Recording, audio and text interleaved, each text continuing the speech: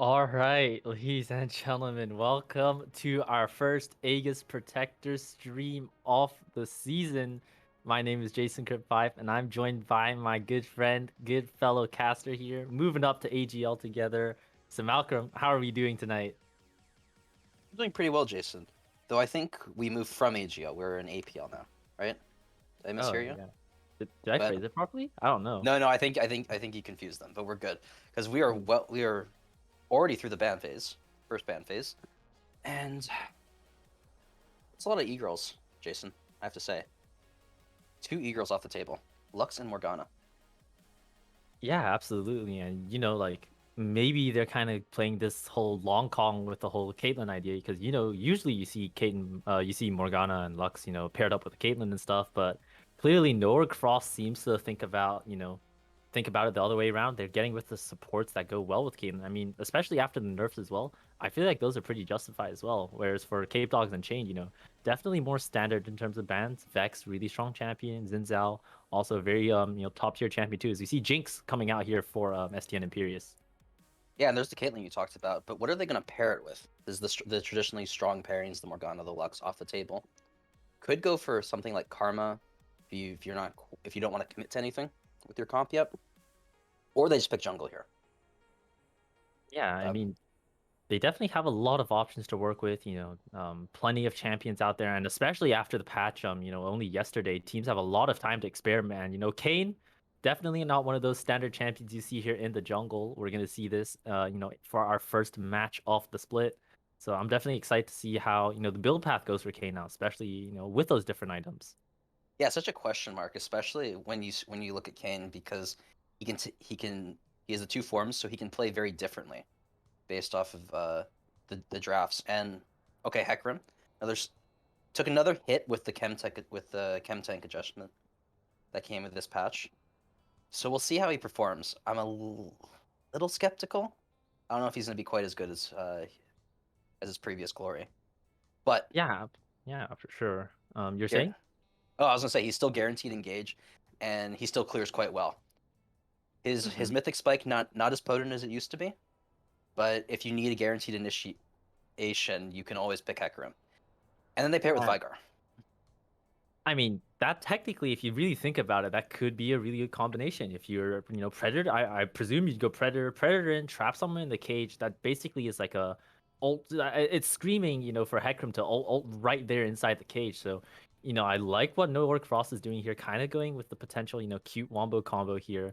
They do have a lot of scaling elements, though. Hecarim isn't the strongest early game jungler, and especially with Jinx and Vigar as our early scaling lanes, there needs to be a lot of priority shifted towards that top side. See, lock in for the Ari rework champion here. What are some of your thoughts what are some of your thoughts on that?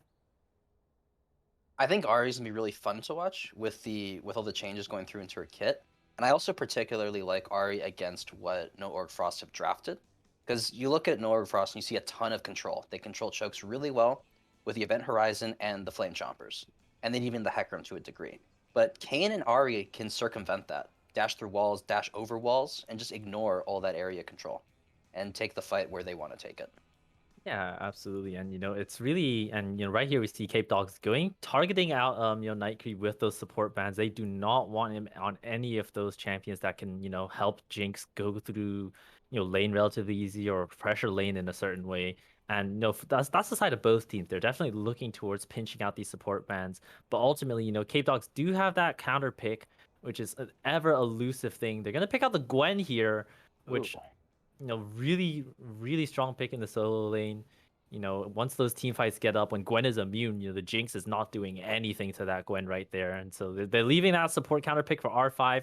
And, they're putting themselves in a really good position to set themselves up with a winning pick to go alongside that Caitlyn. But we see Garcia locking in that signature Kled that he is especially proficient on.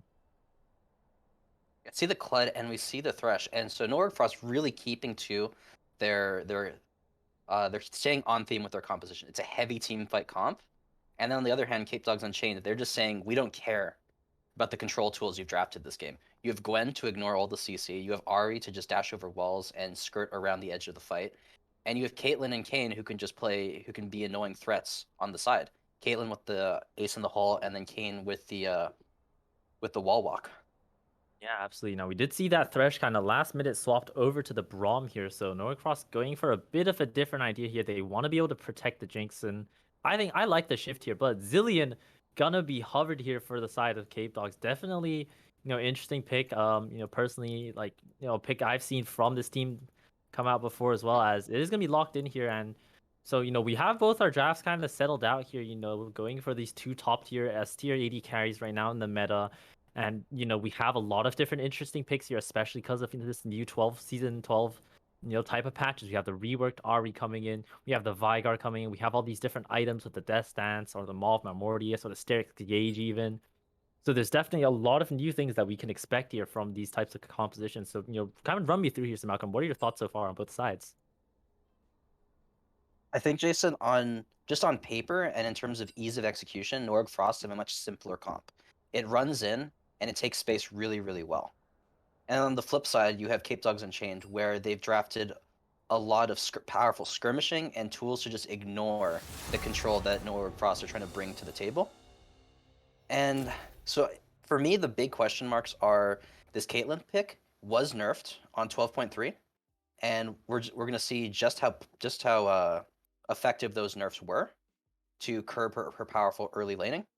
And then I want to see how Capedogs use all these tools they have, the Spirit Rush and the Cane, who isn't very potent early, but hopefully the Caitlyn can help make up for that. Because if Capedogs fall behind, I think it's really hard for them to play the game. Because Nowhere Frost have so much CC, they have so much control that they can just default to that front to back team fight style, and they can probably win. Yeah, absolutely. And kind of right off the bat, the early impressions are, Cape Dogs don't really have a tanky front line. If they're not able to get the ball rolling early ahead, they're kind of just gonna be giving back massages to Hecarim, Kled, and Braum there. So, the onus is really gonna be on them, especially, to start off the season, start off the split, to see kind of what they have to offer, especially as one of our I believe tier one seeded teams right now, definitely a lot of expectations coming in for them here, and drafting a lot of things that they are confident in. They're not much hesitation in regards of what picks they want. Definitely have a eye to look out for them. But Nora Cross as well, definitely I really like their draft. They have a lot of comfort pick champions. They have a couple of new spicy things that are seem pretty strong in the meta. So it's really shaped out evenly here. So I'm excited to see the matchup for sure. Yeah, we don't get to see Kled very often. I can't recall a single time last split where we saw Kled, Jason. But it's a super fun champ to watch with the charge. Just bring everyone into the fight instantly. And I'm expecting Gasteler to be delivering um, him, particularly Pakapal on the Hecarim, but as well as the Braum, who's not the most potent initiator on himself by himself, but with the charge, with the movement speed, can easily make up for that. And so if Cape Dogs Unchained ever overstep or misjudge the situation, then Nora Frost can initiate on a dime. And we're gonna see some, and I think we'll see some pretty fun fights because of Yeah, that. absolutely. Yeah, no, definitely. I'm really looking forward to, seeing what both teams have to offer. Now, with that being said, we're just gonna jump to a little bit of a spectate delay here while we're waiting for, champion picks to lock in and the delay timers to come out. So, ladies and gentlemen, don't go anywhere, and we'll be back with our first game of this Aegis Protectors League season.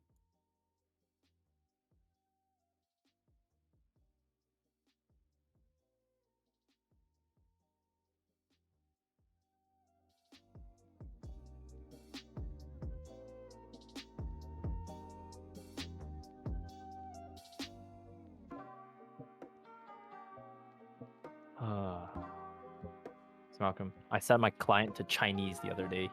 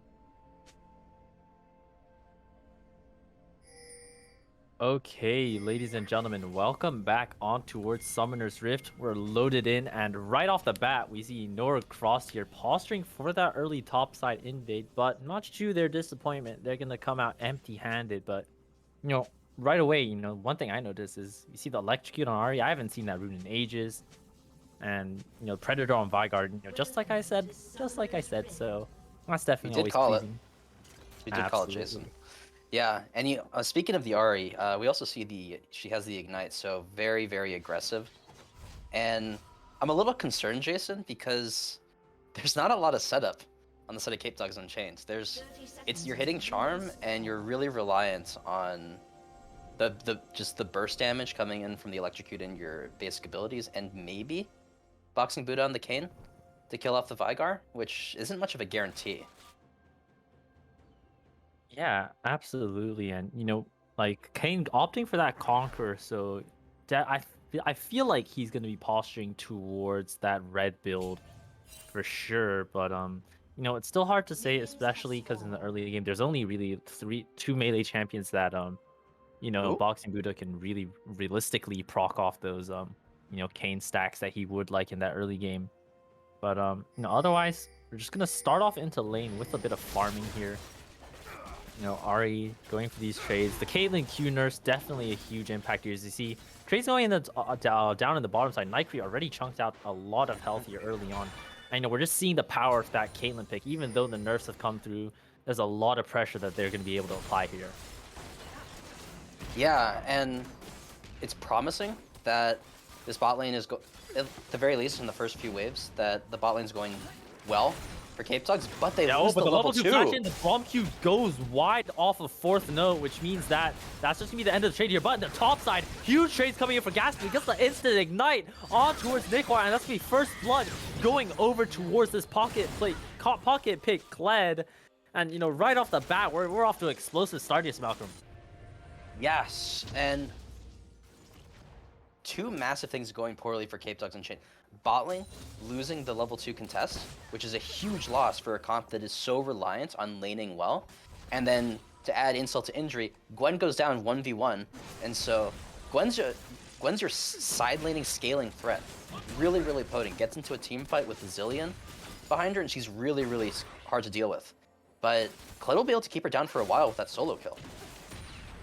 Yeah, absolutely. And that, like, you look at the item differences coming out of lane here. You see the double longsword picked up by the Kled here, and Nikwar just kind of weeping away, or only able to buy a control ward. So already with the way that he's posturing in this lane, it's definitely the snowball. You see here Night Creep jumping in, but tagged up by the bomb. It should be able to survive on a sliver of health. Heal forced out of both AD carries here. Definitely a really tight trade. There's once again Gas putting out the pain on towards Nikwar, but the top side as well. Boxing Buddha forced to use the flash away. Does have that E available? No, not yet. Pokeball able to pick up the kill on towards the Kane here, and everything is looking like it's going so right for the side of Nora Cross in this early game. Man, Jason, I thought, like, as we were loading into game, I was looking at Capedogs draft more, and I was like, man, there was no. Okay, as we see a dive. Speaking of there is no life for Nikwar here. They're gonna go for the instant dive here with the Hecarim, and our top lane is looking really difficult right now for this Gwen. Losing out on a huge wave there, no teleport available. And so, it's only gone from bad to worse. Yeah, and as I was about to say before, we saw that very good dive coming in. Kled makes diving so easy with the dismount mechanic. But anyway, back to the point I was gonna make. There was no like you said, there was no front line for this Capedogs draft, which means if they fall behind, face checking and contesting space becomes so difficult, and you're against so much hard CC and zone control that you're just gonna get choked out of objectives. You're gonna get choked out of your own jungle. And from what Nora Cross have shown in these few minutes, if they're capable of doing a dive like that so easily, then I would hope that they can take away jungle camps and they can just choke Capedogs Unchained out of this game, because this is a disastrous early game right now. You needed to get ahead in your lanes, and none of your lanes are ahead right now. The red side. Yeah, absolutely. And now Dragon gonna be started up here by Pokeball and Crew, but Pokeball is already really low. Boxing Buddha jumping in on towards Imperius, but the Predator Vigar forces the flash of the bot lane. Boxing Buddha once again down bad, horrendous gets one shot there, exploded up by the Vigar. Naswag trying to look for a cute little chunk there on towards the rest of the Noah Frost, but Dragon secured for Pokeball, and that's a 2,000 gold lead at 5 minutes 30 already.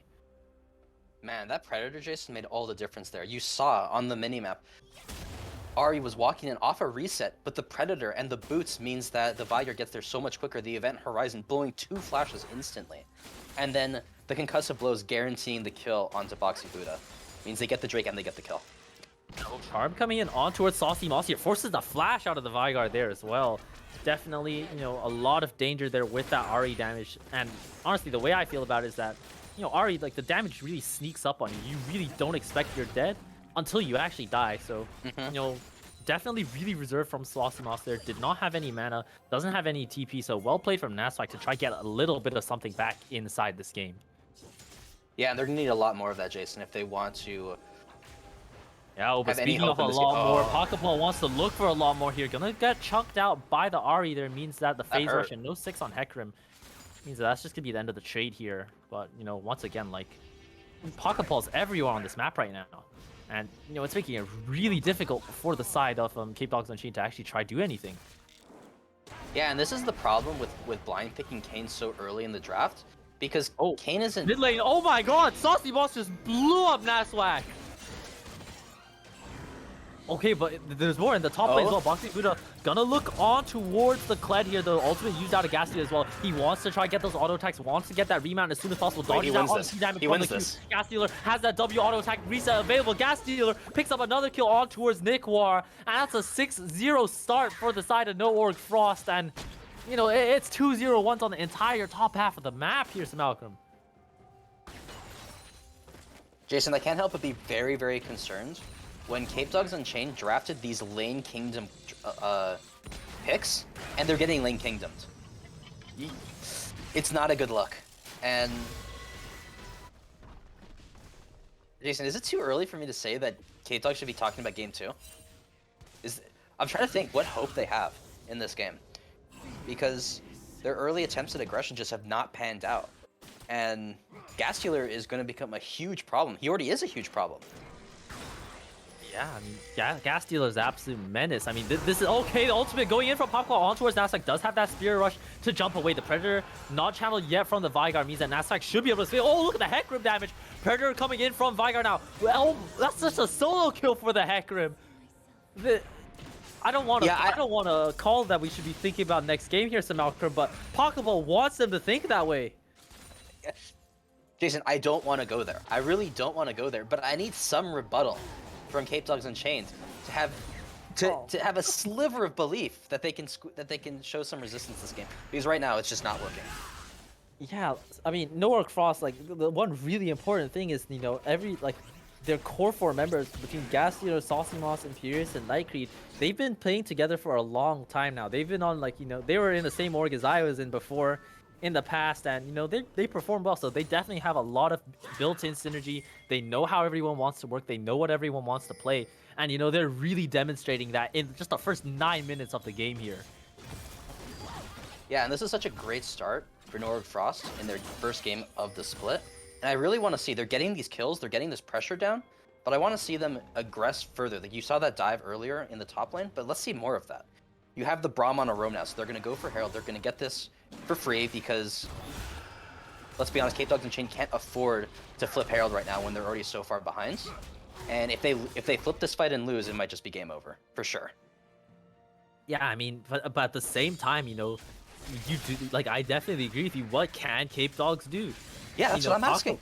Pokeball is just, you know, he's rolling every single objective. Dragons, he gets those kills, he gets those Herald, he's getting that too. Like, there's a lot of kind of limited options here for the side of Capedogs Unchained on what they can do. You see here, Event Horizon coming out on towards Naswag. Oh, no. Nightcreed is here as well, but the Spirit Charm not able to dodge the knock up there. Oh! One more.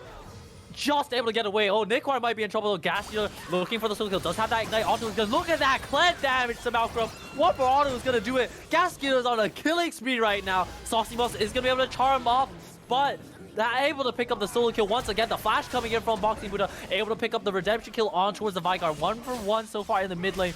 But Nightcreed, he wants to just be able to try solo kill this game. No, able to trade a lot of damage here. This is what exactly Capedogs Unchained needs, but no, Pokeball isn't so great. Are you kidding me? When was the last time you saw a player with such ability and movement on Hecarim? He is all over the place right now. Boxing Buddha trying to delay his life out here. Not gonna be long for this world. You can run in the wall all you want, but you're delaying the inevitable here. As right now, you know, we're just playing a game of chicken. Might be able to look for the pick on towards Night Creep, but it looks like he's just No, gonna he run gets out for out, now. right? No onboard trespass, and after a long series of events, is able to slither with his way out off there and pick up the kill on towards the Vigar. Shut down as well. You know, all things considered, Jason, if you're Capedogs, you're not unhappy with that. You trade 1 for 1, and the Kayn gets out. And you also Pacapal has the Herald, and so you wasted 45 seconds, a minute of his time with the Herald in his pocket. Oh no, not again. Don't look, Jason. Looking on towards Nicholas, does have that ghost to escape. The bear trap on a rope is able to tag the Gwen, but the movement speed just able to slither her out there. And you look at Gastiel, he has a black cleaver already. Yeah, it's... Oh, it is not looking good. And that's the second Drake, so now North Frost is going to start threatening Soul Point in the next 10 minutes, or the next 5 minutes. Because you have to assume they're going to get the next Drake, barring some insane steal on the side of Capedogs. And I'm still thinking, Jason. I'm still trying to think. How does Capedogs get back into this game? What can they do? I mean, Because... Top Town is gone at 12 minutes. That's 600 gold.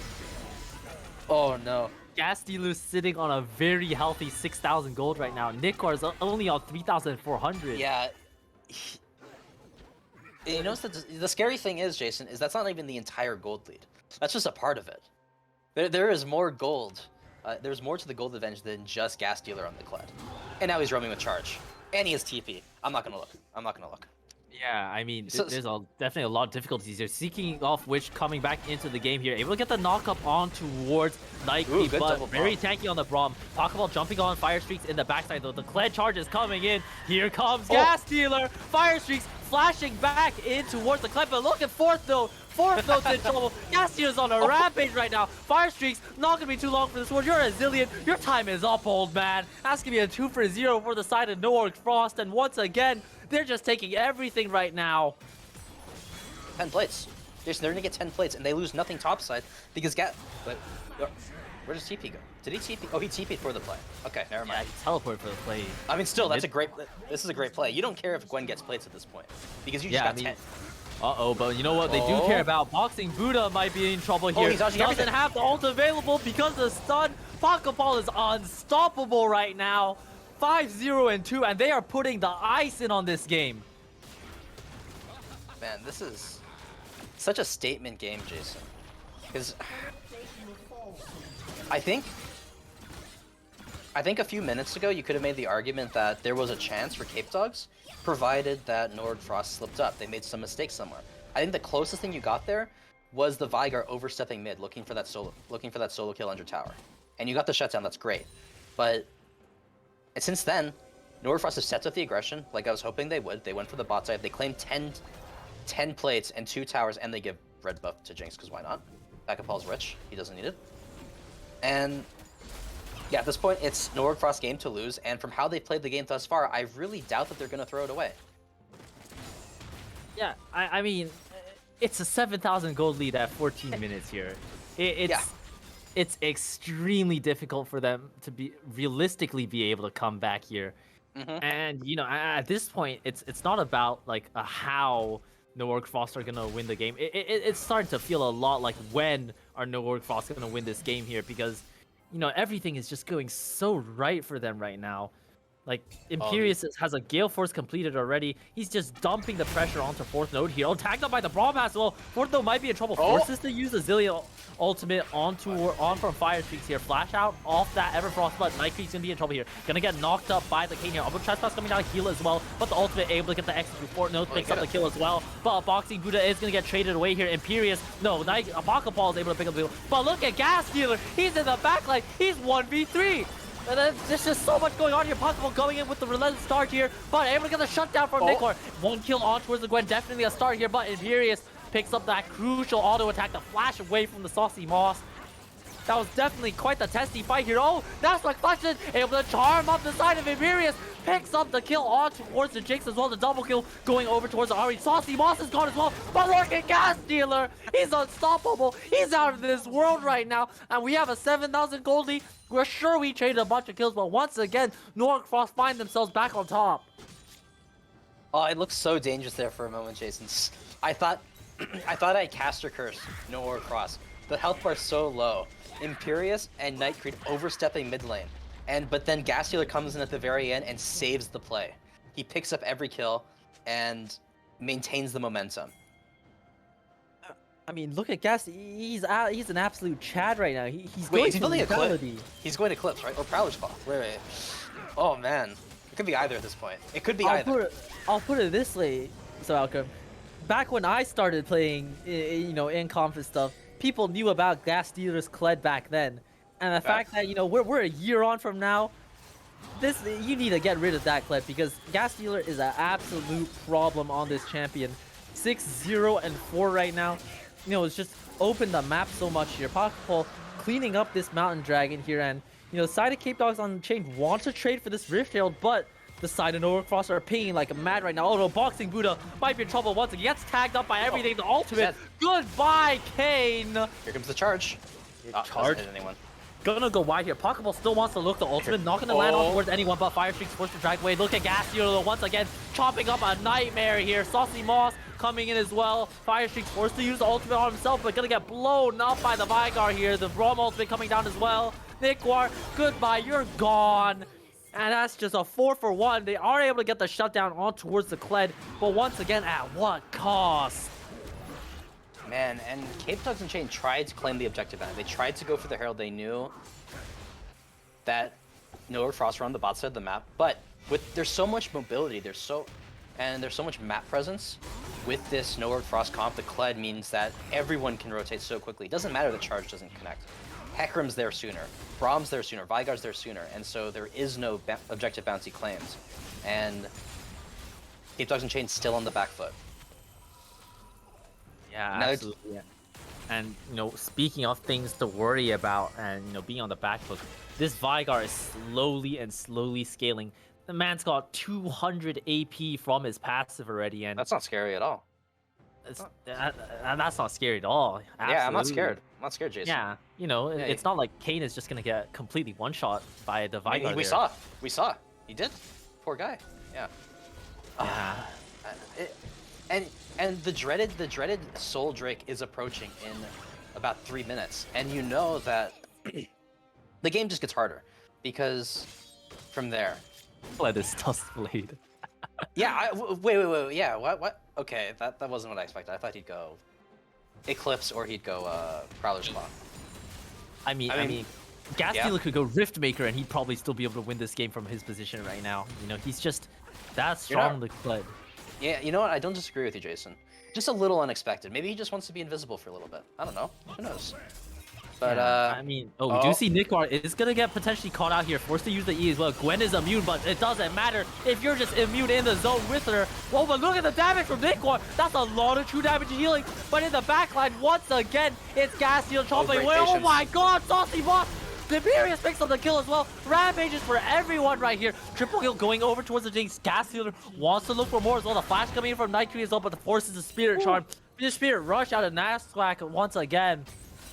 Now, Nikwar was able to sustain so much there with that healing. Everyone just stacking in on that needlework, but it just didn't matter.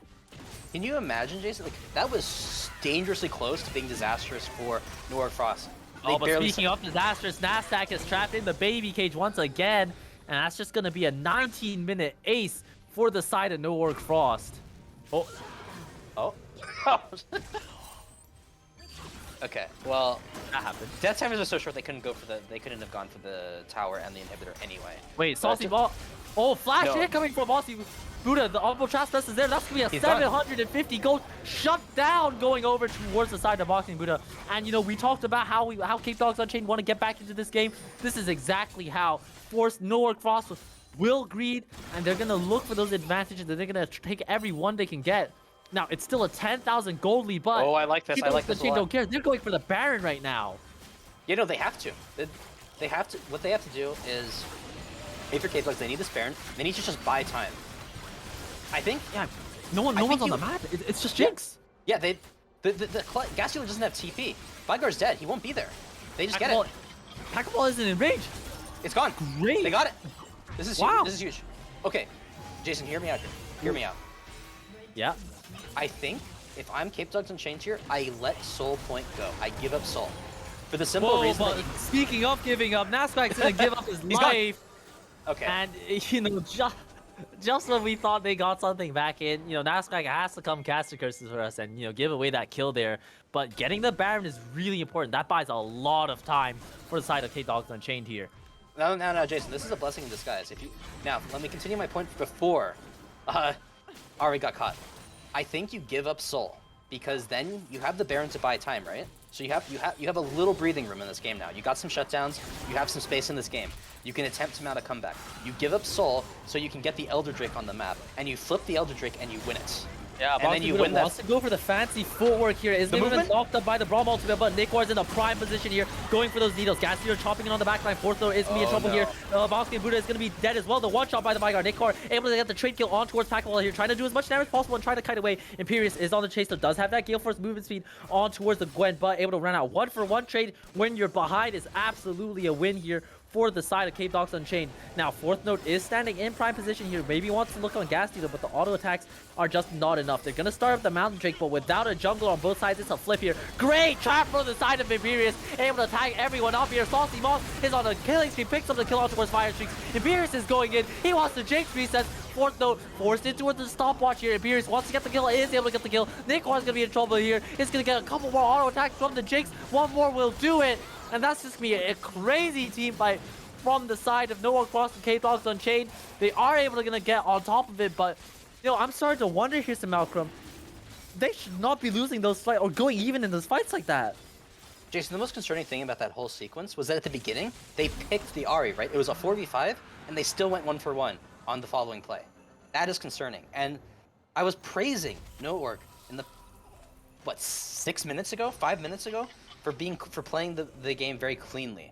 And there were a few sketchy moments, but those sketchy moments are arising more and more often. So I'm now concerned. This game is losable when I don't think it should have ever been losable.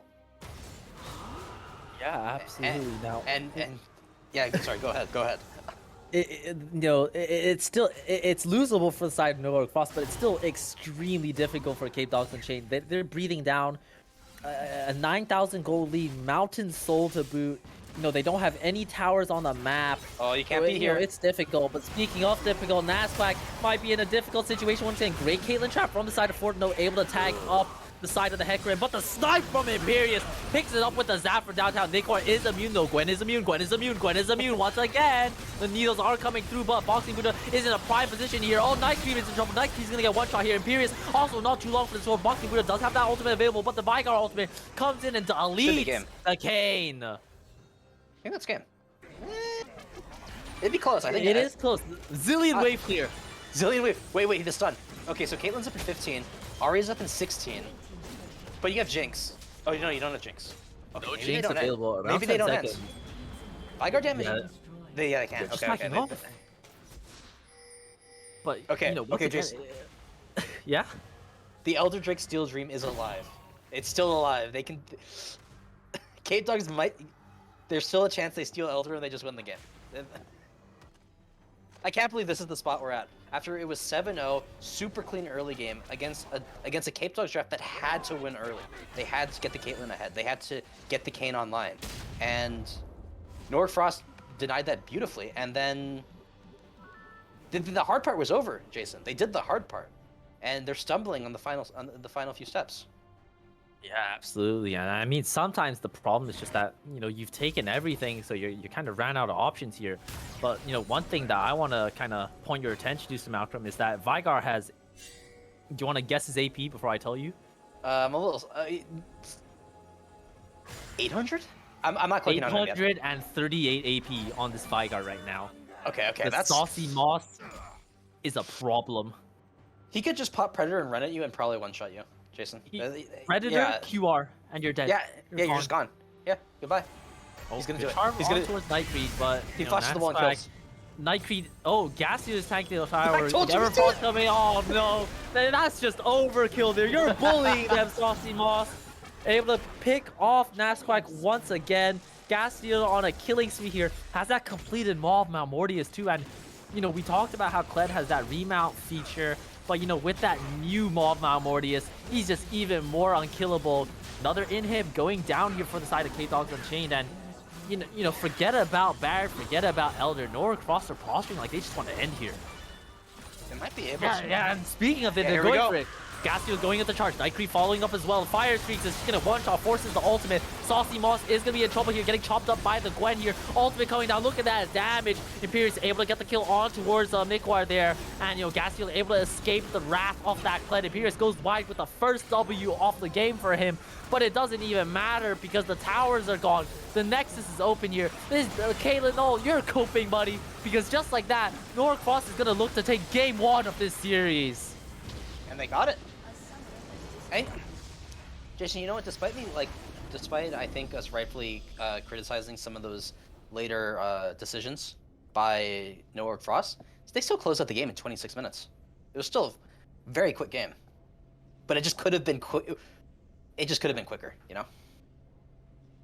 Yeah, absolutely. I mean, with how the side of Doric Frost were playing, like, you could have expected them to end like 7 or 8 more minutes ago, but I won't take it akin to like playing with your food, but it was more of just like they were just so dominant throughout that entire sequence. It was impossible for Kick Dogs Unchained to actually find a footing towards playing like how they actually want to play, which I felt like was from the moment that Nordic Frost kind of found that foothold, they just strangled Capedogs Unchained out of the game. Yeah, you just Capedogs Unchained just don't have a comp that can retake space at all. You're really reliant on the Gwen, and the Gwen admittedly did a lot later in the game. It was especially that's right in front of the tier 1 tower for no orc, just buying so much time with the Zillion ult on top, but it's not enough. Yeah, they just fell too far behind and they couldn't quite make up the difference. Yeah, absolutely. And, like speaking of things to make up, Capedogs Unchained need to make up their minds in terms of, side selection, need to make up their minds in terms of, how they want to approach this next game. So, with that being said, we'll jump to a short break. So, don't go anywhere, ladies and gentlemen, and we'll be right back with game 2 of the series.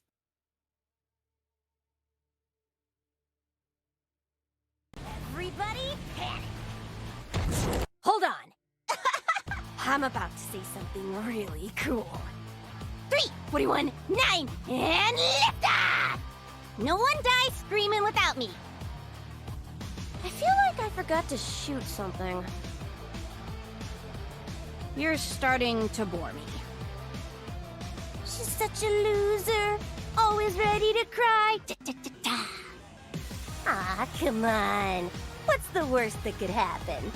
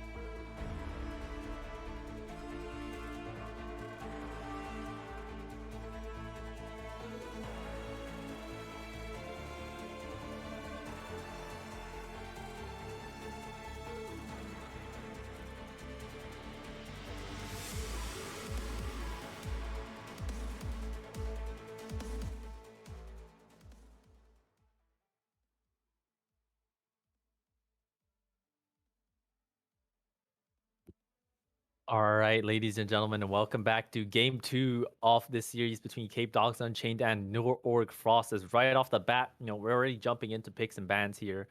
And, we see the kind of standard, usual stuff here, the Zinzao going away, Hecarim go on here for Capedogs Unchained. They do not want to see Pakapal on that champion again.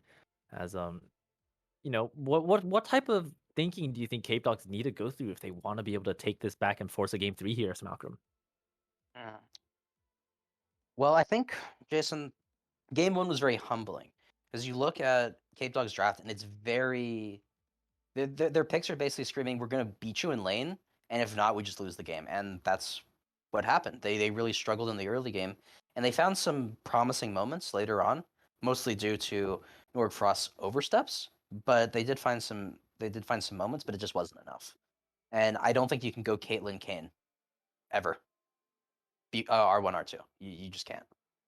And Yeah, yeah, it's definitely, relatively greedy from the side of Cape Dogs Unchained to be able to go for that. Definitely on the side of sinning, even as Norcross insta lock this Nautilus again. it was Speaking banned. of trademark champions, definitely one of Nightgreed's best champions available to him. Now we'll see what they do decide to pair that Nautilus with. It could be jungle, AD carry, or something. The Caitlyn is up, which is a very crucial thing. And 10 seconds left until we see what No Go Frost going to offer, and they're Oh, hovering the Nocturne, and they're going to lock it in here. whoa, huh? So, Jason, you know how I talked about like you just can't do Caitlyn Kane R1 R2. Nautilus Nocturne is a pretty clear indicator of what you want to do with your draft. Um, admittedly, it fun, it create they like Nautilus can get into spaces better than Caitlyn or Kane can. Admittedly, so you already have better access if you fall behind, but you're still going pretty hard on the engage and dive angle with this. Yeah, Oh, absolutely. And see Leona getting locked in here for the side of Fire Streaks. Now, they're going to go for the Kane again, though, crucially, and, uh, they're just going to oh, respond with the Vex as well, and how do eh, I don't know, Jason. Like, so this is so scary. If I'm Jinx, I'm saying, guys, good luck. Because he does get to play the game. yeah, so Kane, even in Red Kane, even as Rast, has very very poor stopping power. You've got the empowered, you've got the enhanced W, and that's about it. And Leona has can slow down an engagement, but if you're playing blind due to the paranoia, your ability to react with the solar flare with anything is just so limited. And so this Jinx is really fending for herself right now against Vex Nautilus Nocturne. I just don't want to look, Jason. I don't want to look at all. Um, Yeah, I mean, as an AD carry myself, I look at that comp and I kind of want to think, let's just go next. Let's think about next week, guys, because, like each one of those champions just presses a singular button and, fourth note just doesn't get to enjoy life anymore, absolutely just no right to play the game. And so, once again, Cape Dogs are putting themselves in this hole where it's like if we're not able to get ahead in the early game, it just becomes really difficult to actually play the game how we want to when we're past that 20-minute mark. yeah, and even then, even if we assume the ideal scenario where Cape Dogs get to control space and control the map early like they want to, this is a very different draft to game one where Cape Dogs drafted themselves into a similar corner because Norg Frost have better tools to pry apart and pick apart the Cape Dogs comp. Nocturne Vex is terrifying as a duo. It's really hard. I didn't know if I should mention the Karthus. I think they could. I like the Karthus a lot. So Malcolm, this No, come on, pick the Karthus, man. It would have been oh, so good. It would have been so good. I was so I, excited. as a Karthus extraordinaire, as a money printing Karthus bot lane fan, I've played it in my games before, won games on it. It is one of the most enjoyable things to play. But Tristana, another great pick that Imperius has. Definitely still a great champion to pick up. You have the Nautilus, Nocturne, Vex kind of running and gunning in, getting the jump on towards vulnerable targets. If Tristana can get a reset, that's really optimal for the side of Noah Frost. Hmm. And, it's a really dominant bottom lane duo here. And, Nordic Frost are setting themselves up well once again. They have a really clear draft identity. And, with this counter pick towards that top lane, they should be able to secure themselves a really favorable kind of, draft situation. Oh, I really like the Gragas pick. That's a really good neutralizing pick. Really great to take in blind, and it also messes up the dive hard engage plan that Norg Frost have assembled for themselves pretty well. Explosive cast really invaluable for just displacing and separating those dive buddies. And speaking of dive buddies, Yeah, that I is mean, one. He can turn that off is one. towers. Nocturne turns Yeah, off the lights. Volley turns off the tower. Nautilus turns off your monitor because Nautilus effects turn off your monitor as well because no cross. There's only one way. There's only one direction they go in, and that's in. Like Yeah, there's just yeah. Two teams enter the ring, Jason. One team exits. That's how this game's gonna go. It, and yeah, oh, and the thing it is, is. the thing is, it's not even like Nordfrost can't front to back team fight. They could do that if they wanted to. Admittedly, they don't do it as well as Capedogs Unchained. But if you have a big enough gold lead, that doesn't matter. You Yeah, can, yeah, like because the Tristana is a hyper carry. She is a scaling hyper carry, and she has fallen out of favor. For when was the last time I saw a Tristana, Jason? I'm trying to think. I don't think I've seen Tristana in months. yeah. I mean, Yeah, but I'm she's inclined still to a agree. yeah, she's still a scaling threat. She's the attack speed steroid she has, the scaling range and cast range on her abilities is a real threat, and she can run over fights similar to a Jinx with a passive proc. Not as flashy, of course, but can still do it. Yeah, absolutely. I mean, we all know about that EG Danny kind of Tristana moment there. Mhm. So, we can see if it's either tactical Malphite or Danny Tristana, absolutely Hey, for the side of Imperius. hey, we can But get both. maybe we get We can both, get both. absolutely. But, I just look at the side of Capedogs Unchained's composition, and, as much as their champions scream that they want to go in, with Leona and Corki and get the Jinx reset, it's almost as if Noric Frost just said, hey, we'll just draft champions that do that better than you. So it puts me into such a predicament because none of the traps that Capedogs have drafted are bad by any means, but it's just the entire fit of all the champions make it extremely difficult for the side of them to proactively do anything without their jinx just being evaporated.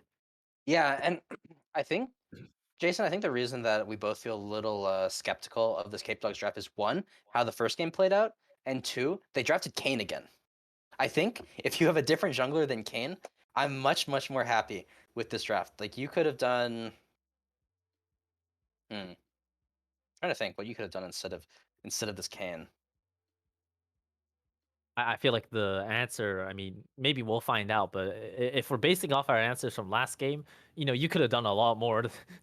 Yeah, you. I But mean, like if you see Nautilus Nocturne, like the first thing I could think of was Kindred.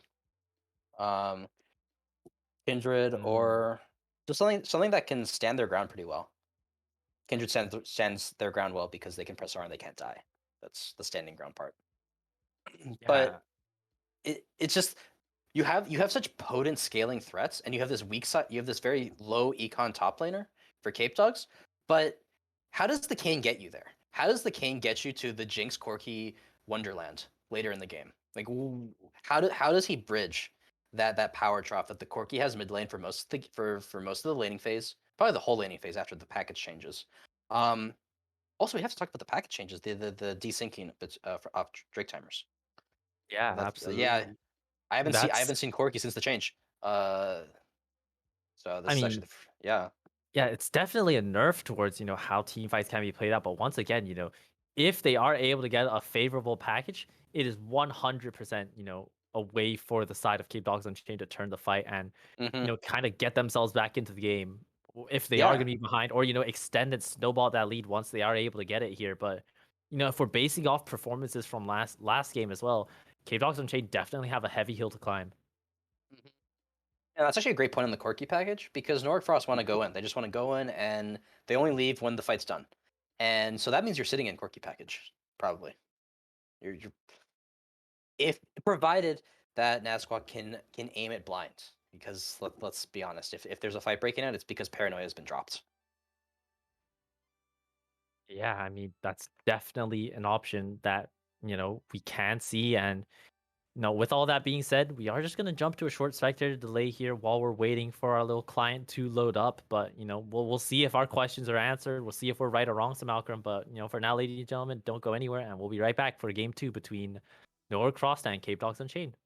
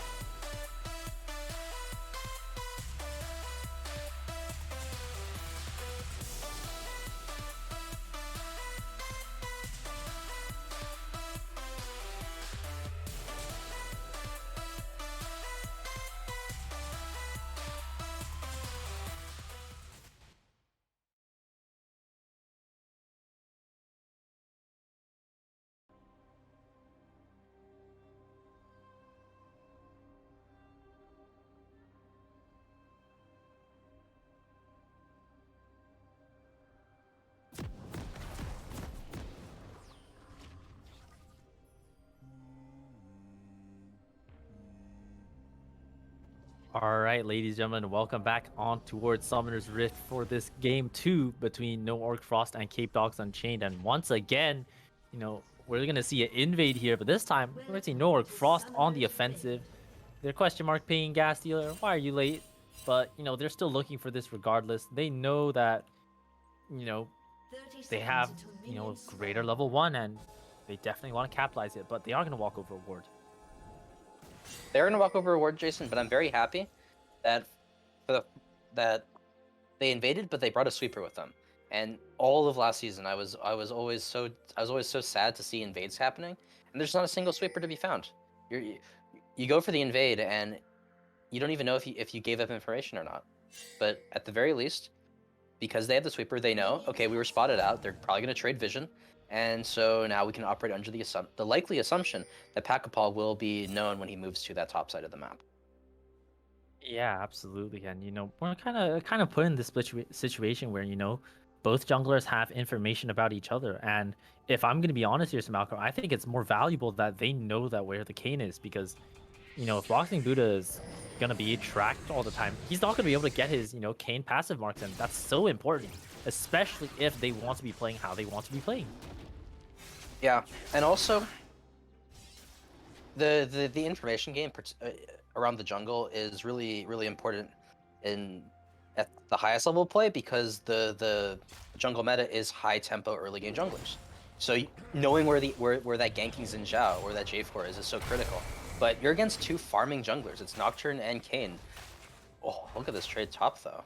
Yeah, trade topside going so well in favor of gas dealing. He started barrel. He started barrel. That's why it was so bad. He didn't have body slam or he didn't have drunken rage. So he had no way to slow down the trade and the damage. And there's only so much you can do with that Gragas passive. Perfect level 2 buffer from the side of Imperius, and Nike forces a flash out of 4th note. And that was really well played. You saw Imperius, Nike just going in for the hook the moment Imperius walks up and gets that auto attack on that last minion, and that's exactly what you want to see from such a dominant pressure bot lane. Yeah, that's the beauty and the efficiency of Nautilus right there. He has 2 forms of CC level 1. It's really potent, so he doesn't really lose out anything for going for that hook as they ding level 2. And that's 3 summoners out immediately. And that... Okay, and not much going on in mid lane. That's just Corki conceding pressure to Vex. That's going to happen for a lot of the game. Absolutely, but hook goes wide there, but you look at this wave state as well. Kayn is pathing away. The side of fourth though has no more summoners available, and Nike and Imperius are they're fully aware. They're letting this slowly push in back towards them, force the Jinx into an unfavorable position, and Jinx should die. It's just not the best look here, absolutely, but so far relatively more quiet on the map compared to our game 1 at least. But Flash is available for both Imperius and Nike if they really want to all in on towards 4th here. They absolutely have the right to do so. But aside from that, everything's just nice and chill on the map so far. Look at Kayn though, moving down. I don't think they can dive, especially with Vex threatening to rotate, because Vex is always gonna have prio right now if she wants it in this matchup. And look what Gastealer's doing top lane too. I mean, look what Saucy Moss is doing mid lane too. Yeah, but speaking of things happening in the mid lane, Boxing Buddha able to grant the Vex a passive mark, but not enough damage. Doesn't even force the flash out of Saucy Moss there. It was good if we want the stacks towards the Kayn, but look at this bot lane, 4th note. Goodbye. Imperius doesn't even auto because he just gives a solo kill over. First blood going to Imperius, and that's exactly what I was saying, Malcolm. That wave is slow pushing. You don't get to play the game. Oh, Saucy Moss wants to look. Doesn't hit the Q there, but forces the summoner trade with Corki. Yeah, really close. I don't know if Corki dies there, even if the Q connects. It would have been really close. But to go back to that bot lane play, actually, I'm really sad that Nautilus didn't get the assist, because you missed out on 200 gold right there. It's still great that you get, because it's not because of the proximity of the Nautilus. It's not actually a solo kill, so you don't get XP. You don't get the solo kill XP. So you lose that on the gold and you lose it on the bonus XP that the solo kill would have conferred. It's still great though. The Jinx is in the dirt for the next for a while now. Your bot lane's ahead, but it could have been slightly better, just slightly. I mean, just look at the item discrepancy here. Imperius has a full Noon Quiver, and 4th note just kind of has to, buy two extra long swords. Yeah, it's a bit rough for the Jinx here. I feel like a bit is selling it short here for sure. Here, so look at Nocturne though. Oh, never mind. Gonna give it up. He just backs off. I mean, his Vex is off a reset, and Volley's in a bit of a weird spot. Starts pushing now, but I don't think there's anything here. Yeah, Nocturne's just gonna walk away.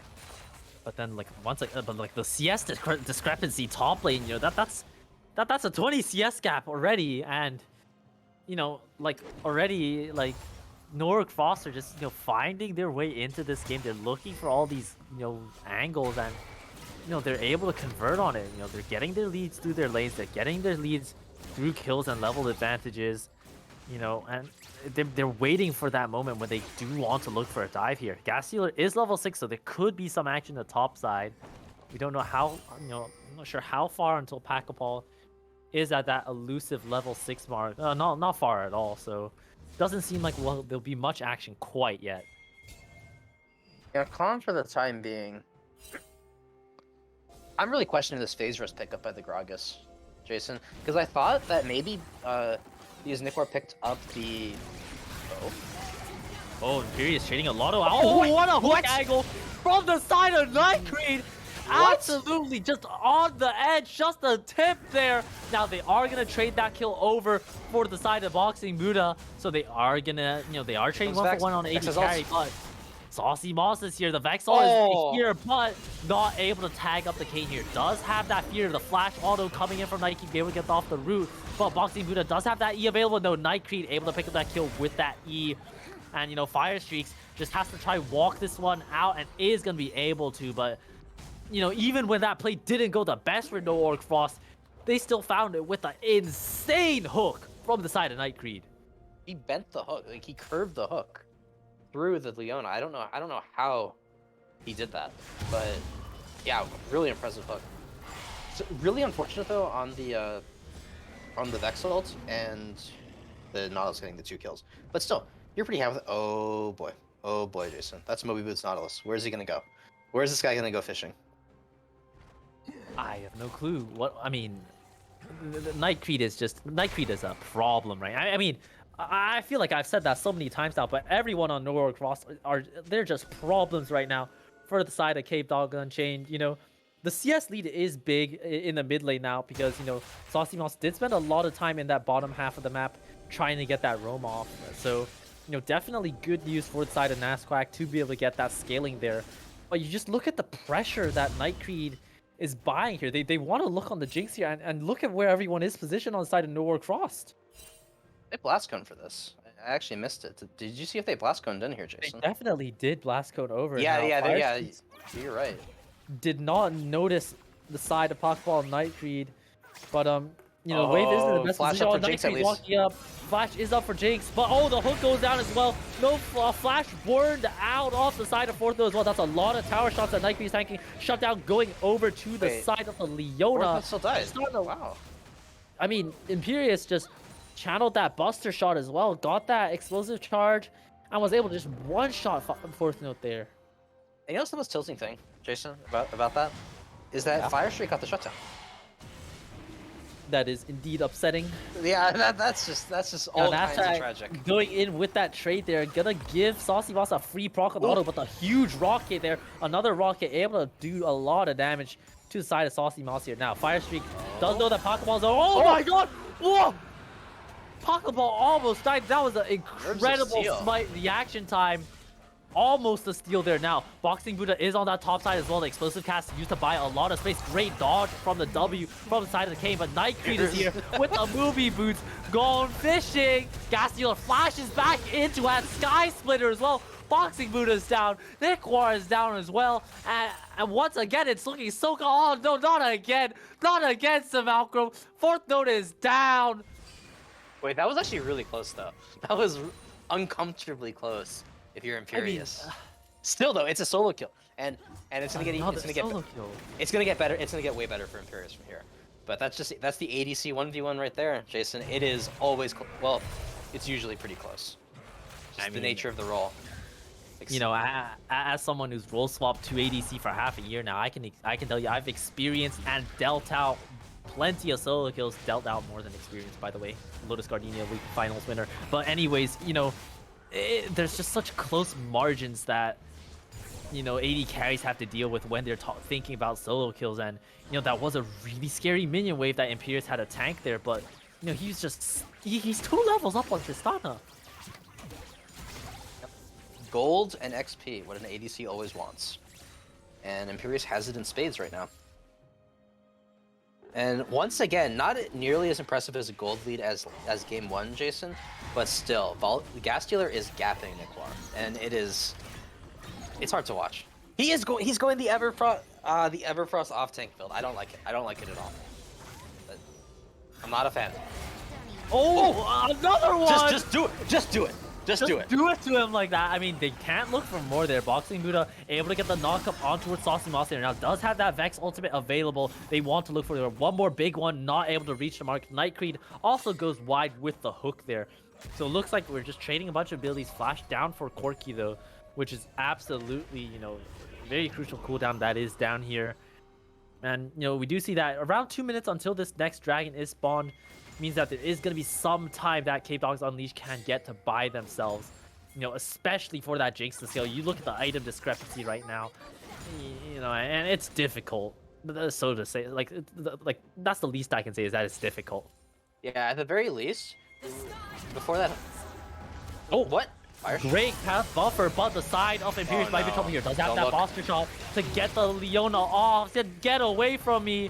Not happening. Now Boxing Buddha might be in trouble here. Night Creed as well is going to be here. Forces the flash out of Boxing Buddha. Saucy Moss is here though. They could look for more here, but it looks like that's just going to be it for now. Imperious, perfect dodge on that Leona ultimate and, you know, able to trade the kill back. And this Corki package has gone to waste to Malcolm. Yeah, I'm not sure what they're looking for. Maybe they were looking for an aggressive TP and type. But how are you supposed to make an aggressive TP play when you're playing against a Nocturne? I mean, the answer is you can't. Yeah, like you try to make that dive work, but you're dealing with one nerfed teleport. You can't teleport on near the tower anymore, pre-14, and you're dealing with Nocturne, so you just can't teleport at all. Just don't bother. It's and Volibear barely misses anything. He's still maintaining the CS lead. It's just a 30 CS lead. He's so at strong. 13 minutes. You no, know, it's Everfrost Pinball Winter. I'm not gonna just. It's not. I mean, it's not if you're ahead, you could go that, but it's. I feel like it's not all. Night Creed wants to go fishing here. He has the flash ability available, and he's just gonna go right in for it. No package available on Nasquack, and that's just be another kill for Imperious. Killing spree for this Tristana now, and they're gonna get another bunch of plates in the middle lane. Rift Herald gonna pop as well, and you know, Noorg Foster firing on all cylinders. Yeah, it's just looking like a team gap, Jason. Noorg Frost are just they're playing better individually, and they're playing better as a unit. Minus their Imperious might get caught out here, but it's just gonna be that Leona. The hook comes down on towards Fire Streaks as well. Imperious taking a bit of damage there. Not gonna walk into that Leona ultimate, but the lights are turned off. And look at Pokeball coming in once again now. Boxing Buddha does have that knockup option, but again, Saucy Moss from out of nowhere, looking like Randy Orton with the RKO. Nasquack is here though, but not able to contribute with the package. Is able to go in and trade a kill on towards the Nautilus there. Imperious forced to jump out as well. Saucy Moss does have that fear available. Could look for some form of turn here. 2 for 2 so far in the fight. They're still gonna look for a trade, but Gassy on the top side fighting as well. Saucy Moss trading back on towards Nasquack as well. The Corki is doing damages, dodges one out. Rocket does have that big one available, is able to pick up the kill. Nasquack picks up another one. Oh, just goes wide with that rocket there. Tanking a bit of tower here. Imperious wants to look for an outplay here. He's trying to dodge it out. What can he do? What magic can this Tristana make? Not enough here. Nasquack picks up the shutdown on that Tristana. Wow. So, Jason, at the end of that play, there's a 3-1 Corki, and Apache got like the Hex Drag as well. Oh, never mind. Pokeball! Oh man, he gets it. He got it. He's just gonna go for it. Stride Breaker as well to secure the kill, but the Dragon does go over. Force the flash out as well. And you know, we got the shutdown on towards the Corki, but a Dragon for the side of Capedogs Unleashed is a huge lifeline here, especially since they need time to scale. Yeah, and Jason, compared to game 1, I think if you're Capedogs, you're pretty content with a 3.5k gold difference. Dealer, they want to look on this bear right now. He is ultimate available. Fire Streaks. Wait, Jason. I actually think he could have won that. I don't know why he ran. I mean, I think if he places the E well, he can win that, because he can immune one piece of CT or multiple with the ult, and he has the healing on W, and he has Oh no, not again. Pokeball jumping in there, and you know, they're talking about not letting Jinx play the game.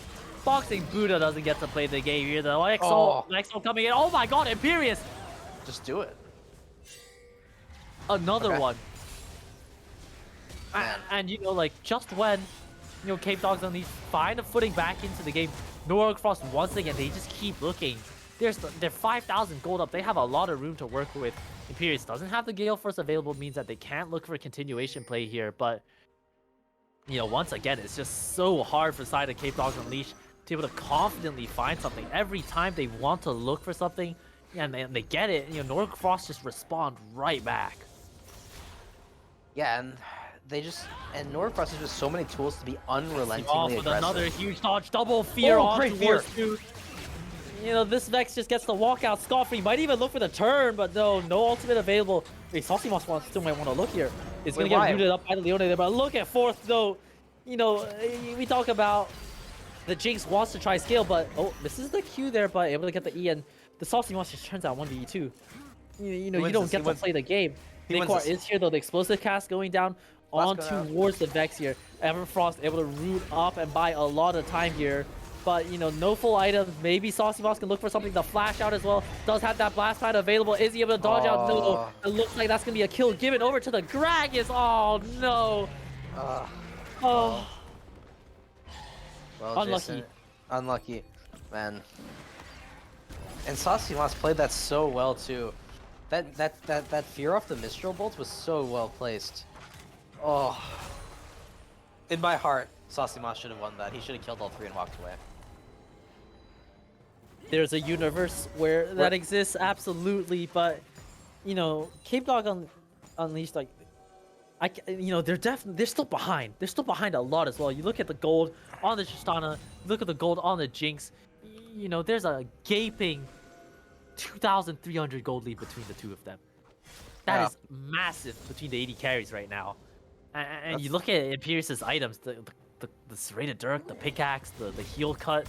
There's a lot of just luxury advantage items here. So Night Creep might get caught out here. It's gonna get rooted up by the Emerald. The hook is able to buffer it out. Fire Streak does get that E in, but the stun up as well. Not able to dodge out the flash. The ultimate coming in on towards 2 there. Gonna give a knock up. They come able to pick up kill on towards Night Creep though. But look at Imperius on the backline. Force the Gale Force out as well. No, gonna pick up the kill in return. The Saucy Moss does have that ultimate available. Gas Stealer running in from the side is gonna go 1v4 in as the bear. No, not able to jump the wall there. Knock up coming in from multiple people though. Saucy Moss does have that Vex ultimate, but not able to take it in there. And Capedogs Unleashed just won the they found their fight. You know what the strange thing is? You know what the strange thing is, Jason? Is that I'm pretty sure that Night Creep was baiting. Like the way he was playing that, he was trying to draw them further in so they could take the fight with their Nocturne ult and the choke.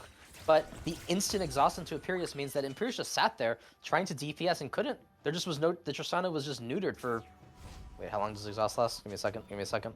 Sorry, 3 seconds. Neutered for 3 seconds. Unable to do effectively anything. And another thing was Night Creep, when he went for that death charge, only got it on towards the Leona and Gragas. There's low value in that. And there's 30 seconds until the dragon. The Quirky package is going to be available.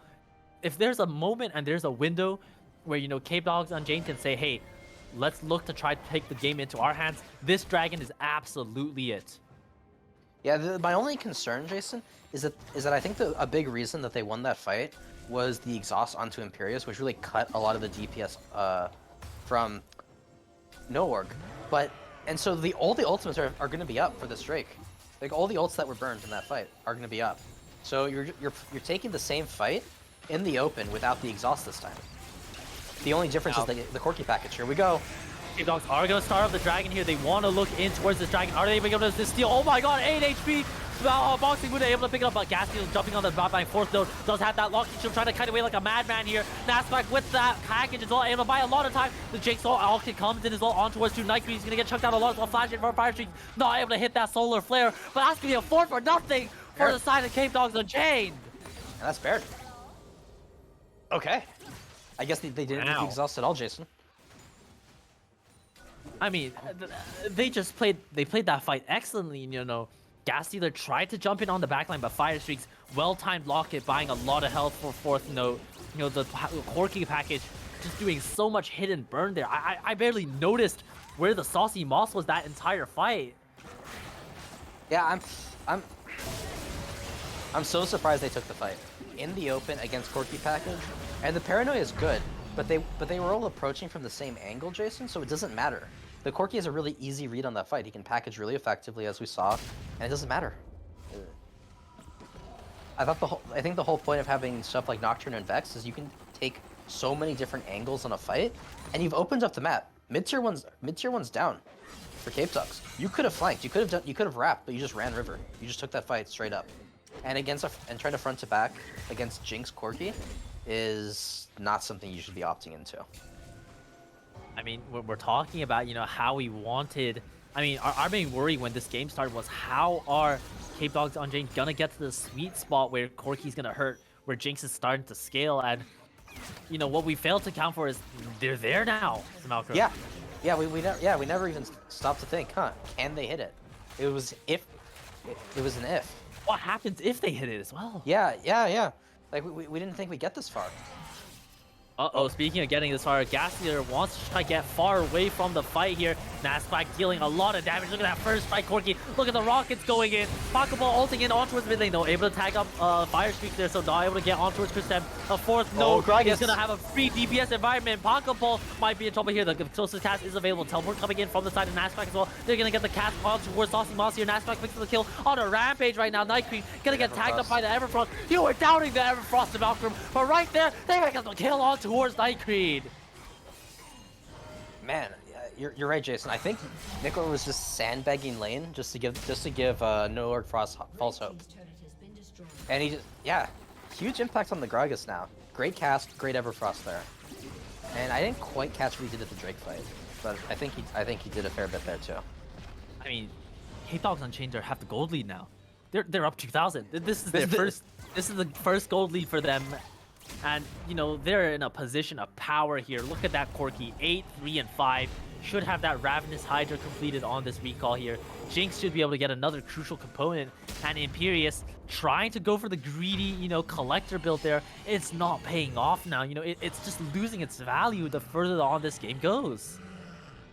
Yeah, and it's Gale Force collector, so like any amount of armor just stunts the build so hard. Like look at this, what? 3 pairs of tabbies? Yeah, 3 pairs of tabbies on the people that should have tabbies, the front line. And I think that's the secret. Thus far, Jason, game 1 went to Nordfrost because they had really good engage and they had a really good front line. And the second game, Capedogs drafted the same thing. Very strong, stable front line. And admittedly different backline picks, but the Jinx being the one constant, right? And the other side playing this really aggressive, almost ego style, where they're playing like with these picks that play really aggressive, and if they stumble and fall behind, it becomes drastically more difficult to retake space on the map. And we just saw there, the last 2 dive attempts with the Paranoia failed. They tried to get 4th node mid lane, and they failed. And they lost a lot of space because of it. They lost 2 towers as a result. And so, I don't think, Jason, that the dive with the Nocturne and the Tristana and the Vex is a sure thing anymore. I don't think it's a guaranteed wipe onto 4th node and Nasquag. Yeah, I mean, the last couple of times they went for it, you know, that Vex ult hit the Leona, that Nocturne ult not going on top of the Jinx, that Corki package buys so much space, and, you know, the damage threat for the entirety of the side of Capedogs Unchained has made it really hard. Now they do know that Night Creed and Pog, they should know that they're sitting in this bush. They're gonna face check here. Fire Streak's tanking a lot of damage, but that's Leona. That's exactly who you want tanking. Olafir gonna go wide here, but look at 4th node in the backline. That's Zonya's Hourglass buying a lot of time. He doesn't have the flash available. The Vex ult coming in, shut down on towards the Jinx. Gas Stealer gonna get kited out by Nasquak. Oh, look at the healing from the side of the volley bear, but no, Nasquak able to dominate the competition right now. Saucy Moss wants to look for Nordo, does have that Vex ult available, but Nikwar does a sneaky amount of damage with this Gragas, with that Everfrost, and once again, the value's coming in. Flash is traded here for both mid and top laner. They want to look for more though. Boxing Buddha jumping in. Imperius not gonna get knocked up there. Kato is not available, but look at the Corki go! 3 for 2 so far for the side of Capedogs Unchained. Double kill going over towards the side of Nasquak. And that's just going to be the sole point here for the side of Capedogs Unchained. Oh. And Jason, I think that now we have to be really concerned because, I think we still have to be concerned. But, I'll make my point after this Drake has been secured. Oh, Nasquak gonna dive in on towards Saucy Moss. The Vex is just dead.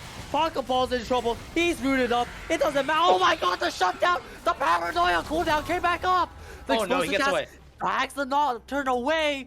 And it looks like TP. Dragon's just gonna go away. The Jinx. Oh my god, Stealer.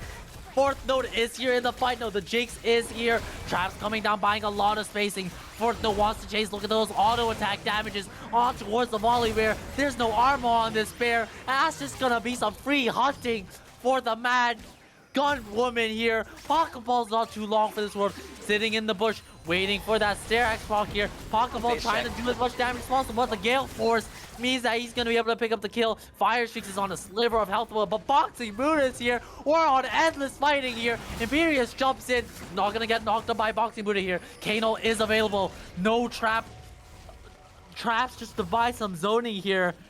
I need a moment to breathe here, but oh, another teleport is coming in from the Corki. That's like the magic. Cancel down Imperius' job. Okay, Jason, another fight going in favor of Capedogs Unchained. And ladies and gentlemen, it has been nothing but action here in this game too. Okay, Jason, take a break. I'll take it for a moment. My God, Jason, that fight went so long that Corki died at the very end and managed to. And then it took so long that he respawned as level 15 Corki at 26 minutes into the game, and he TP's back in with package, and then they get Baron and Drake, and it's and the point I wanted to make before that ridiculously long fight broke out was that Nordic Frost got what they wanted. They got onto the Jinx at the beginning of that play. They killed Jinx, and it wasn't enough. Nickbar on the Grog is actually becoming somewhat of a problem with this Fimbulwinter and Everfrost combo. And then Naz, Corki, and then the Corki's becoming a massive problem. And I also just want to shout out that the Corki's movement to just walk around the Saucy the Everfrost. He just walked in a circle around the Everfrost. That was some very, very fancy juking right there. And this game's crazy. I mean, we have 44 kills at 28 minutes. This game is all over the place. You know, at the start of the game, you said, you know, look away from that Gragas build, but it's all eyes on Nickar now. 4-1-7, 400 gold shut down on this Gragas. He's been making the plays happen. But speaking of plays, Boxing Buddha wants to look at Nike. The hook is able to cancel out that damage. Oh, the Corki damage! Look at him go! That's game. That's game. That's game. I think that's 2 kills going over to the side of Capedogs Unchained here. Baron is pushing down mid here. Imperius, Pokeball, and Gastier don't really have a way to access this wave. The Jinx passive reset should be a lot of damage and a lot of ability to move into this fight here. There's a huge double stack Baron wave here.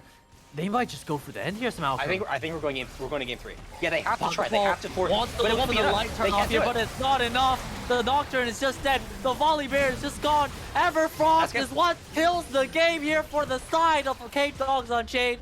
All eyes on Capedogs here. They want to force it to game 3. Wow. What a game 2, Jason. That 4th Drake fight was ridiculous. Such a long fight. What, the Jinx and Corki both died, and they both respawned, and they came back into the fight. And this is a fight post 25 minutes. Ridiculous. And Jason, I think you have to take Jinx away. I think you just ban Jinx, and so blue side doesn't get it. I mean, Corki is also a huge problem from the side of Nasquack. You know, I feel like, you know, both teams, it's definitely a wake-up call, you know, from the side of Nordic Frost. You know, they can't afford to play as greedy as they did in that early game and kind of constantly be pressing the go button. And, you know, on the side of, you know, Capedogs Unchained, you know, they've kind of realized, hey, let's play for scaling. Like, you know, we just popped the hell off in those last couple of fights. And, you know, you saw how ruined my throat was getting. You know, there was action all over the place, and it was in the favor of Capedogs Unchained, especially as the game went on. Yeah, the scramble really benefited them, and I think both games, Jason, we saw Red Side draft a comp with considerably lower margin of error. You had to make fewer mistakes to win the game, and we saw both times that Red Side made mistakes and the game was lost. Admittedly, game 1 was much more of a blowout, I think because Capedogs didn't draft a front line that allowed them to step up to fight once they felt they had to fight. Whereas Norwood Frost had a lot of go buttons. They had a lot of burly members so they could step in and fight for stuff. But they didn't have enough reach, and then the Corki and Jinx became untouchable. They just couldn't win the fight anymore. Yeah, I mean, they kited it out beautifully. They played the fight exactly to how they needed it to. The early game was a bit rough, but Cape Dogs kind of realized that if it wasn't as rough as game one, we can kind of go through it. If the going gets tough, the tough gets going. Hmm. Yeah, and yeah, and I'm glad to see that Capedogs just completely shifted strategies after game one. Game one, really, really unique draft, and it didn't give them a lot of options. Game two, they came in, they said, okay, we're gonna play to fight front to back, and it went much much better, even though they still found themselves at a deficit early in the game. Like you said, they are able to come back, and they end up taking us to game three. Yeah, absolutely. And speaking of taking us to game three, we're gonna take a quick break here. So, ladies and gentlemen, don't go anywhere, and we'll be right back with absolutely not a disappointing week one here. So, we'll be right back.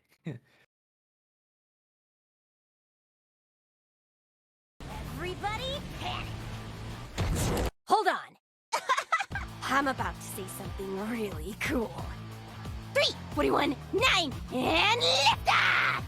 No one dies screaming without me. I feel like I forgot to shoot something. You're starting to bore me. She's such a loser. Always ready to cry. Da-da-da-da. Aw, come on. What's the worst that could happen?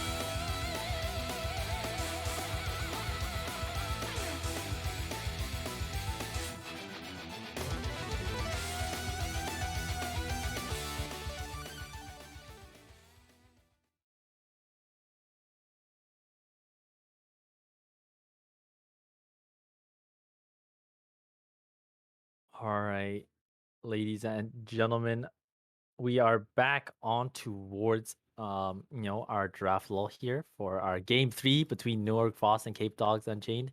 And absolutely, it has been a very promising series so far. Now, chat, let's play a little game here. It's going to be how long until Malcolm is back from his break. So, we will have some slow vans here. And so far, we're looking at relatively similar adjustments here. Hecarim not on the table for Cape Dogs. They do not want to face that. You see the Gwen and the Shen getting banned out again. And, you know, draft is taking its toll. We're going to wait on, just some slow bans just so we have some more time together, which is Okay, absolutely a okay. favorite thing here. I do not He's know back. I did not mute my mic on Discord. I just wanted to be known, Jason. I did not. I was here the entire time. There's a Yeah. conspiracy against me. I'm calling it. Mm-hmm. But Mm-hmm. yeah, Sure. some I draft. believe you. Yeah, I hear the shred of skepticism in your voice. It's okay. It's okay. I mean, it's a little bit Wait. more than a shred, but I was being polite. I was being polite. So Kane and Jake's taken away. Now this is interesting. Jason, we're going to see a first pick that we have not seen yet in this series. So this is exciting. We're in uncharted territory. yeah, absolutely. And it's up to Norg Frost to see what they want to do with it. Now, Don't first Corky pick is Kalen. available. Don't first pick Corky Kalen. is very, very much available. That is absolutely an option for the side of Norg Frost if they want to do it. But no, they're gonna go with Dyke Creed's Dauntless, which, even though they did lose that last game, was a very, very impressive pick. Yeah, they played the early lane so well. They creating so many opportunities for Imperius to get ahead. Very unfortunate though that Nightcrete ended up snagging a couple of those kills, but that happens. Sometimes the support has to take the kill, and that's what happened several times that game. Yeah, absolutely. Oh, And okay. I do like this. I do like this. okay. I want to see Glacial Thresh though. If this is Thresh, I want to see Glacial Thresh here personally. Absolutely. I feel like Glacial Thresh is such a strong, kind of build path. Like it's infinite slows. You have so many ways to proc it too, and Huh? you're not losing the ability to protect your AD carry. And Is Zeri speaking of enabled? AD carries that need protection, that could be a Zeri ADC. Now we're gonna have to see how the whole draft plays out, but that very well could be the case. As far as I'm aware, Team Ambition and Red Sprout, TA Valor and Red Sprouts are playing out their game, and I think Dallas is currently piloting that Zeri as well. Okay, So so we're okay. This is exciting. Hmm. Okay, Jin. All right, pretty strong, stable lane. Um, I sincerely doubt, Jason, that we're gonna see the Zeri flex top lane or mid lane here. I think it's just gonna. I, I'm, I would be very excited if it was flexed into those roles, but I'm really not sure. I don't know if we're gonna see it. yeah, I'm inclined to agree. I think absolutely they're slamming a power pick bottom lane here. Now we are going to see the Lilia here for the side of Pokeball, which is Yeah, definitely another new pick in the jungle. So we'll see how that pans out. The this is. Nocturne game, early game he was able to get a lead, but kind of moving towards that late game, things started to falter a bit for Pokeball and the side of Nowhere Frost. Yeah. Oh man. Okay. The Zac is going to be hovered here. Will it be locked in? And no, they're just going to go for the Corky for the side of I like the Naswag. Corki. And I feel like that's the move for sure. Yeah, I'm a fan of the blind Corki here because now you can just double bend mid. Yeah, just take away 2 mid laners you don't want to play against. I'm a Yeah, huge fan of I'm a huge fan of blinding something on R3 and then just target banning the stuff that you don't want to see facing off against your R3 pick. Okay, I'm liking it. Okay, no. Go back. Yeah, there you go. Yeah. There we No. go. I think you're ecstatic if they pick Victor, by the way. You go down early in pressure, but you were down early in pressure against the Vex. So down in pressure is Cape Dog's comfort zone. So just embrace it. Except that you're not gonna have prio mid early game and just invest in mid late game Corki. Which Yeah, still hurts. absolutely. And Still hurts. we saw how that Corky went as well, and Mm-hmm. it was definitely a bit of hurt there. So I'm really looking forward to seeing what goes there. Now the Xin Zhao is gonna get taken away from the side of Boxing Buddha here. We're gonna see Boxing Buddha on something that is not called Kane. So that's definitely gonna be a test towards that jungle option here. Yeah. And Good point. we're going to wait on what Cape Dogs Unchained's last ban is gonna be here as they have a very, very interesting composition so far. I haven't seen enough of Zeri to know what she can do. as far as I know, she just kind of zooms around the whole place. She's like a mosquito, kind of I'm biting in and everything. so I'm pretty sure, Jason, that they patched the interaction with her with Runans and her Q. I don't think she can abuse that anymore. I I'm However, I'm gonna I still think Runans is correct because you get like the I, multiple procs on your yeah, ability or something. It yeah, doesn't no. charge the passive, but it's still extremely strong right now, I believe. Yeah, no, it's still good. No, it's just not as strong because there was some like there was some weird bugged interactions with her kit and the item, but I think it's still good on her. Yeah, I've seen some wacky builds on Zeri. Uh, Jason, I don't know about you. Yeah, there's I've seen Sunderer, I've seen Triforce, I've seen Titanic Hydra. It's wild. Whoa. I've gone Kraken Slayer, Essence Reaver before. That was absolutely great. But speaking of absolutely great, Gas He's Dealer's back on Kled it. is back on the table. And, that is absolutely, this game, I feel like he'll definitely make an adjustment, not go for that lethality build, but rather just something where, he could be a bit more of a tankier presence, make it so that, the Zeri and Corki have a bit more to chew through because, we saw how much damage that Corki was doing to, bruiser champions. And so, definitely going tank should be able to buy a lot of lifeline. But speaking of lifelines, that's what Zeri's gonna need because a Kiana is gonna be locked in here for the side of the Saucy Moss. I'm a little concerned, Jason. Just a tiny bit concerned because I look at Norgfrost comp, right? And you know what I see that they don't have? I see two things. Online. They don't have. They have the Norgfrost have a front line. In between Kled and Nautilus, they have a front line. No, my concern is they don't have hard lockdown for the Thresh. Of course, they can depth charge the Zeri. Or sorry, they don't have hard lockdown for the Zeri, not the Thresh. They have the depth charge to hit Zeri with, but that's it. What the follow up is just not realistic, and because they lack DPS, this means that the Zeri can just space them to hell. If the fight goes long, then Zeri's gonna shine. Yeah, absolutely. And like they do have options to catch out the side of Capedogs Unchained though. Lilia with that lilting lullaby can tag people out. If Kled sees someone like kind of wide open, they go for the Mhm. charge. Or if Kiana just has a good flank, there's definitely options. But if Capedog Unchained just kind of stay disciplined and not into way these early kills, that late game is utopia for them. Yeah, I think this is like game two was. I think you can make a good argument for Capedogs. Just their draft alone was pretty good for heading into the mid to late game. But this game, they don't have to worry about Nocturne. They don't have to worry about Vex. They don't have to worry about this really potent point and click follow up and initiation. And because of that, if they can't kill Zeri early on in a fight, they are going to lose an extended fight because Zeri Corki will just eviscerate you. Yeah, absolutely. And we saw how dangerous Nasquack was on that Corki. There ain't nothing straighter than an ace machine, and he showed him what an ace was that game. Hmm. Like those late game rockets and just the pure damage that he was able to output was mental. Like Yeah, when you pick Corki, that's what you expect to happen when you have that damage. yeah. We'll have to really see. I'm gonna be looking to Pacapal and Gas Dealer and the Saucy Moss to find the Zeri and the Corki, because if you can't find those targets, all your damage, all your CC doesn't matter if you can't find them. Zach and Thresh will happily take all of it if it means that Corki and Zeri remain untouched. Yeah, absolutely. And with that being said, speaking of untouched, we need some untouched time for ourselves while we kind of digest, the fact that this is game three. So, ladies and gentlemen, don't go anywhere, and we'll be right back for this game three banger between Nordic Frost and Capedogs Unchained.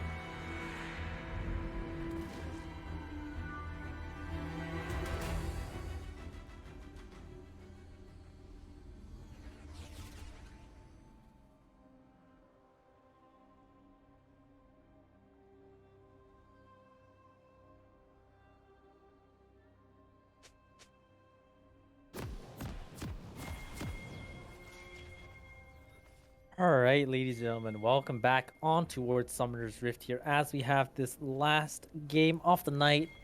We have Norcross once again up against Capedogs Unchained. Now, we are going to be able to see Zeri on stream this time around as, kind of looking at our runes compositions and other choices here. Anything that you kind of notice here as we see a 5-man mid here from the side of Norcross.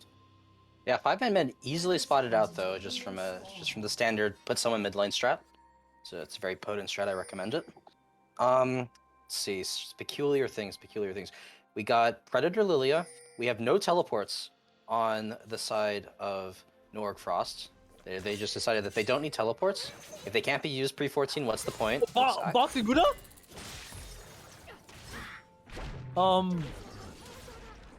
Check PayPal? Check PayPal?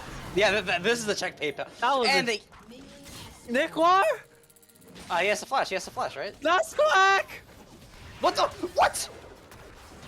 Nicklar! The level of PayPaling that's going on in this is just... Ah!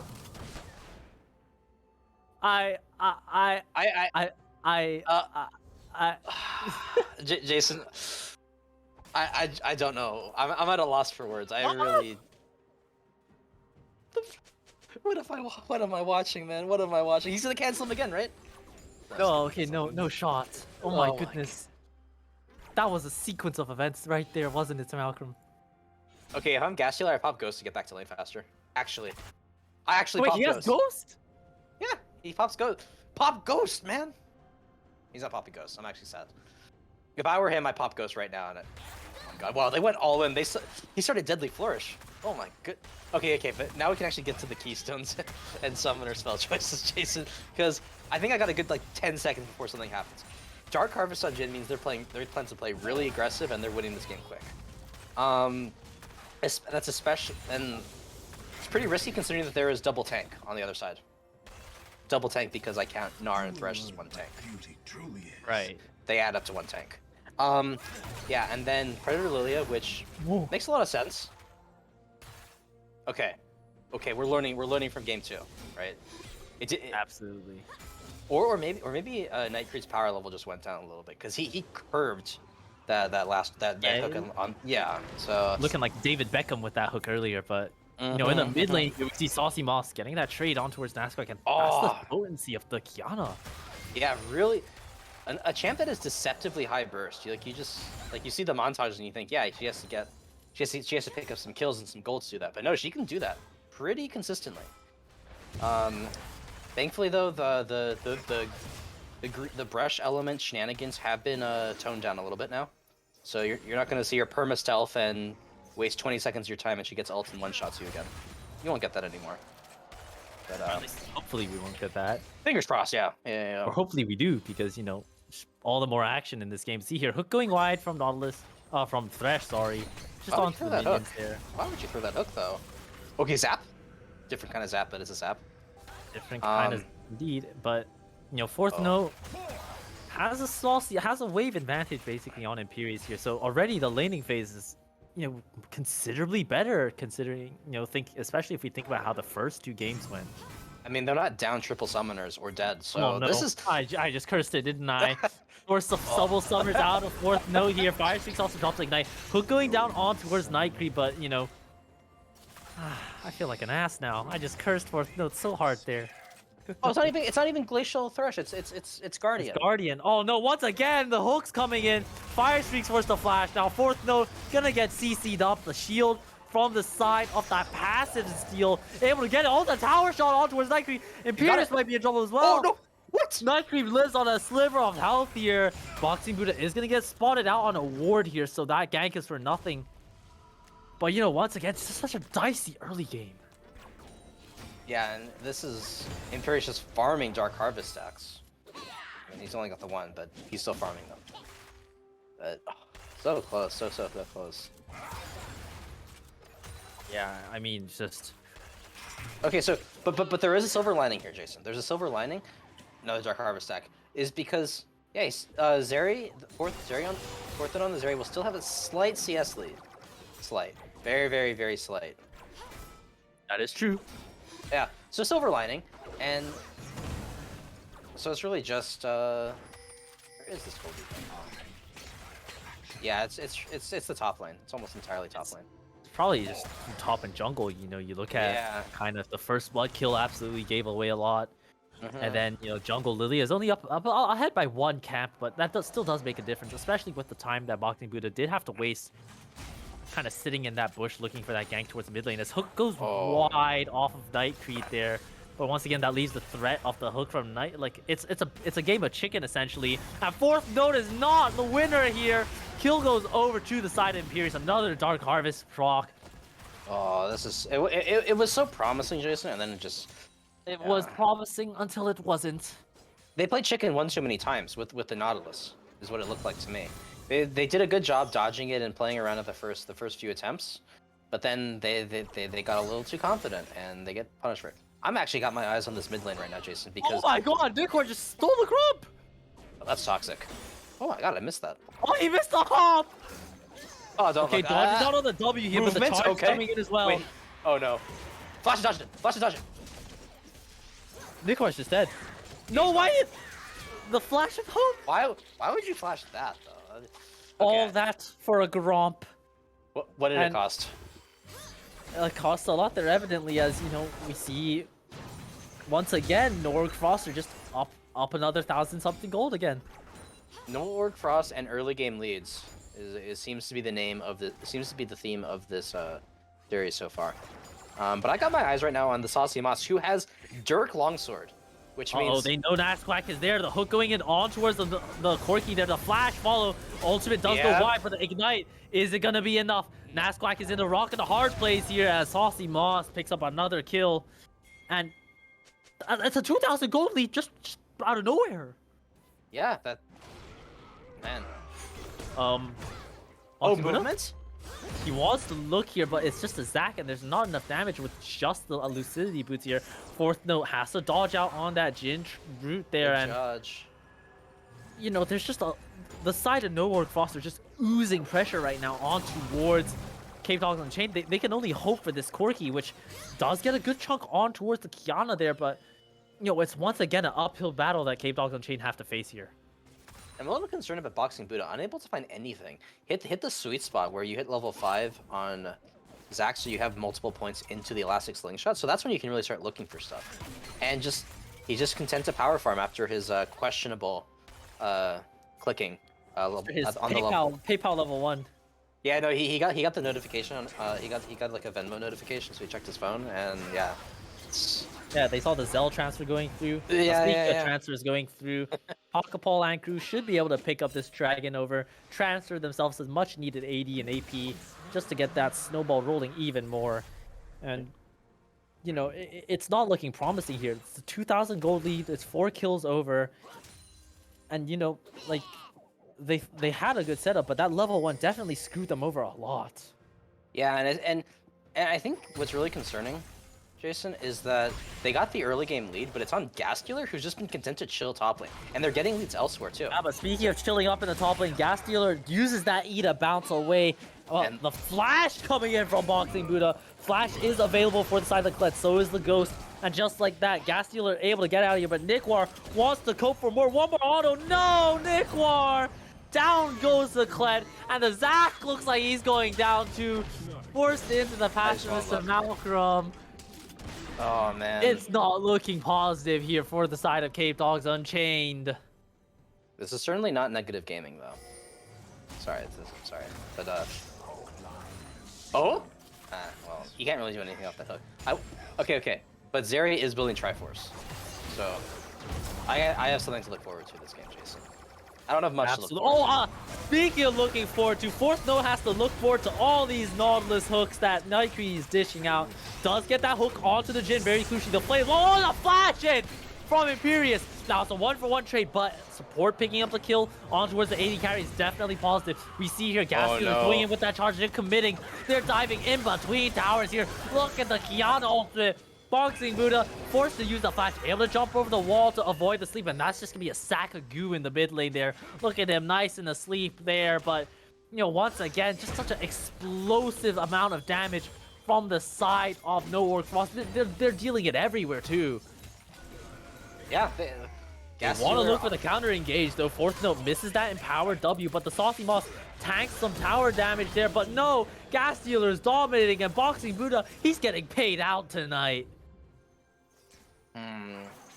Jason, I don't know if we're gonna get to the promised land with the Corki this time. I think the support Gas Dealer fund has done its work, and Gas Dealer is unlocked much like he was in game 1 on the same pick. And now he has the Ghost, so he can run around really fast and continue making these plays. That's a 6-0 Kled at 10 minutes. Black Cleaver's done already. It's 2,200 gold lead in the top lane. Yeah, I mean, when you're gifted a double kill under tower, like these things can happen, Jason. And yeah. I mean, we look here in the mid lane here. Nightcreep wants to look on aspect. The bowling ball just swings wide and able to dash out with his life there. But, you know, once again, like, the side of Nowhere Cross, they're just moving as a unit right now. You know, they're tracking down the Zac, getting vision in the jungle where they need to. They're looking for proactive plays in all their lanes. And, you know, Capedogs Unchained just kind of have to play catch up. You know, wherever they go, they can only follow after. Yeah. And this is the risk you run when you play stuff like Zac with scaling laners, because Zeri's a scaling laner, Corki's a scaling laner, and then the Kled got ahead, so then Gnar feels uncomfortable playing up in the lane and playing aggressive, when I think that Gnar could have looked to play a little aggressive in this early game.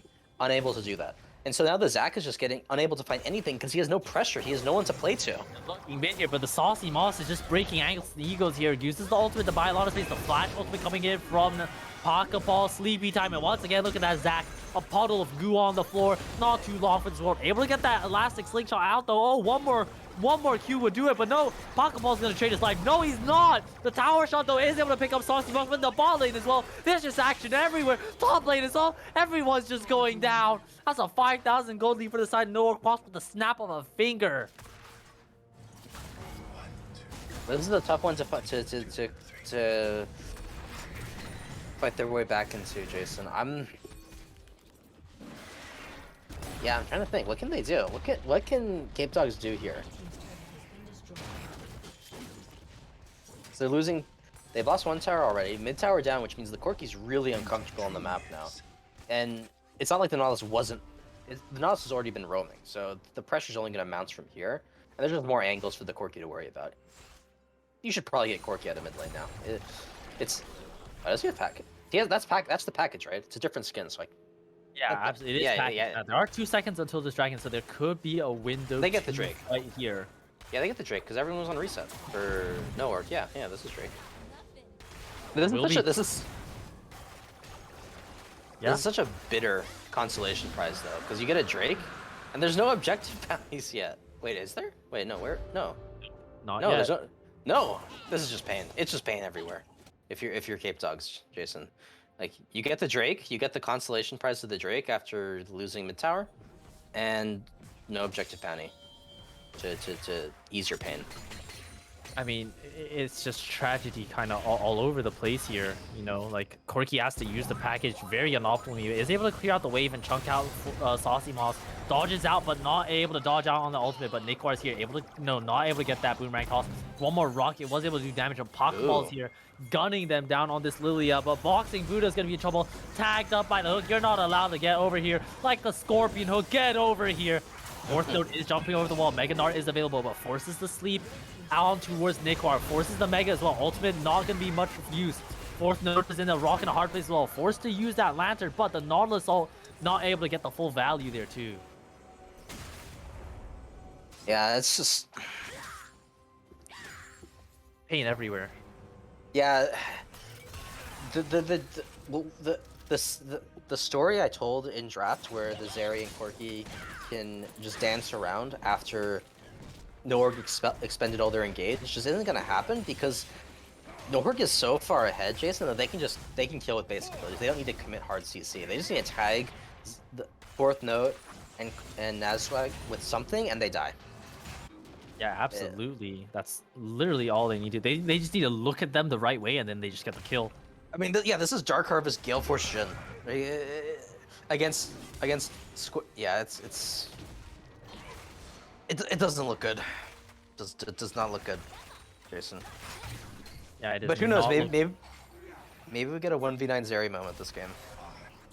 Potentially, maybe we do, but you know, we'll have to wait and see. It's 14-2 in kills right now, and 8,000 gold lead at 15 minutes is not what Capedogs on Unchained want to get back into this game. At least they bought themselves a little bit of time with getting that Ocean Drake. So at least they're not staring. Yeah, Hopium and Copium right there. I see here, Gas Stealer has Prowler's Claw this time. He's just gonna build. So next, I know we're probably not gonna see Gas Dealer on stream for a while after this in APL, but if he picks Kled again, you think he's gonna go Eclipse next? Just build every lethality mythic under the sun. Yeah, I mean, I don't even know if Gas Stealer's Kled's gonna see the sun right now because, you know, every time he's picked it, dominated in lane, dominated the team fights, extremely fed. It's only 15 minutes. It's 16 minutes. And he's 7-0.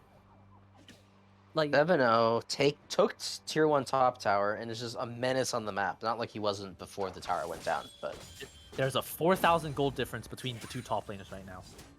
Yeah, I'm just closing my eyes, Jason. I'm not even gonna look at the gold difference between the top laners. It's scary how gap Nikor has been this game. Look at the Nars items. That's a Build-A-Bear workshop right there, you know. And then you look at Gas Dealer, he's pulling up in the Lamborghini. He's chilling out here. You know, he's riding in, about to kill this Nar once again.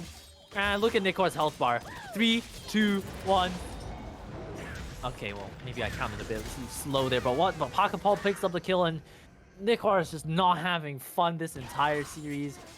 You know, last game you were flaming him. The first game, he was getting, you know, struck by this Kled in lane, and once again, that same effect is happening here. Yeah. I'm not gonna put too much of the responsibility on Nikwar though, because Kled got to start off 1-0. He got to start off with an extra 400 gold. What are you gonna do? Honestly, I think at this point, you know, the answer would be, you know, just be better, but it doesn't seem like he can get to that stage right now. And yeah, it's, you know, you just look at every single lane, and there's a differential there. Like 701 on the Kled, 700 shutdown, 206 on Lilia, 200 shutdown, 315 Kiana, 311 Jin, 006 Nautilus. The only kills that Capedogs have are on Thresh and Corki. Sure, you'd like it on Corki, but wait, no, don't look for this fight. Don't look for this fight, please. It's Thank just you. impossible to deal with right now. And you know, if you're Capedogs Unchained, how do you even look back into this game? By not fighting this Drake. You go farm. You just try to push lanes and get as much gold as you can, because if you try to take this fight, if this is the fight you're trying to take, you're just asking to lose. This is not. Well, it looks like Capedogs Unchained are asking to lose here, Samalcrum. Look at the Sauce Moss in the backline chopping away, but first off, Gassiel chopping in with the Kled. Zac is instant plasma off. Fourth note can only hit that empowered W. Say, hey, come on now, let me at least play this new champion. As they get the pick on towards the Zac, they claim this dragon, deny another bounty, and they're up 9,000 gold at 18 minutes. Yeah, we're gonna have to. I think 20 minutes. 20 minutes in the oven, and Capedogs will be ready to fight this game. I don't think they can take a fair fight until then. You attack. Hook on to North Nike, but look at Firestreak. Look at where he's standing. Just the threat of that damage from the side of Pokeball is too much. Oh no, not again. Not again, Samalcrum. Not again. The Prowler's claw in on towards Nikwar. What can this Kled do? The bear trap on a rope. That's a Yordle dead. So, wow, that at 19 minutes. The flash was coming in from the side of Nightcreed as well. Nork Frost said, you know what?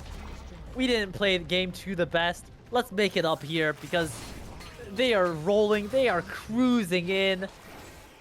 They have this game in the bag here. Nasquack has that package available, but they are going to spot out the Corki and force to use it defensively. But Boxing Buddha jumps in, but that's just going to be a free blob of chemicals for you to consume up, because he's on a rampage now, the Saucy Moss. This game is This game is doomed. Yeah, it's... Yeah, Jason. Capedogs is trying to find an answer, but they just... One, they're really backed into a corner here. This is game 3, and they really fought to get back into the series. And they did. They got here to game 3 with their last chance to close out the series and start 1-0 in APL. But the pressure's mounting. Oh, no. And No, not again. yeah, Cassian just charged into the tower. He does. Oh my god, the flash to dodge the hook. Uses the Kled mechanics to the fullest. The little thing Lullaby is going in on towards 4th note, but 4th note is gonna be no notes right there. Your sound is off. The Zeri's off the map now. Nakor goes wide with that Mega Gnar. The hook goes on towards Gas Dealer. Boxing Buddha is in the backline though. Good bounce on towards the Jin and the Lilia. But look at Night Queen. Look at Gas Dealer. Look at the Saucy Moss with the ultimate on towards 2. They want to keep looking. Ball's flashing in.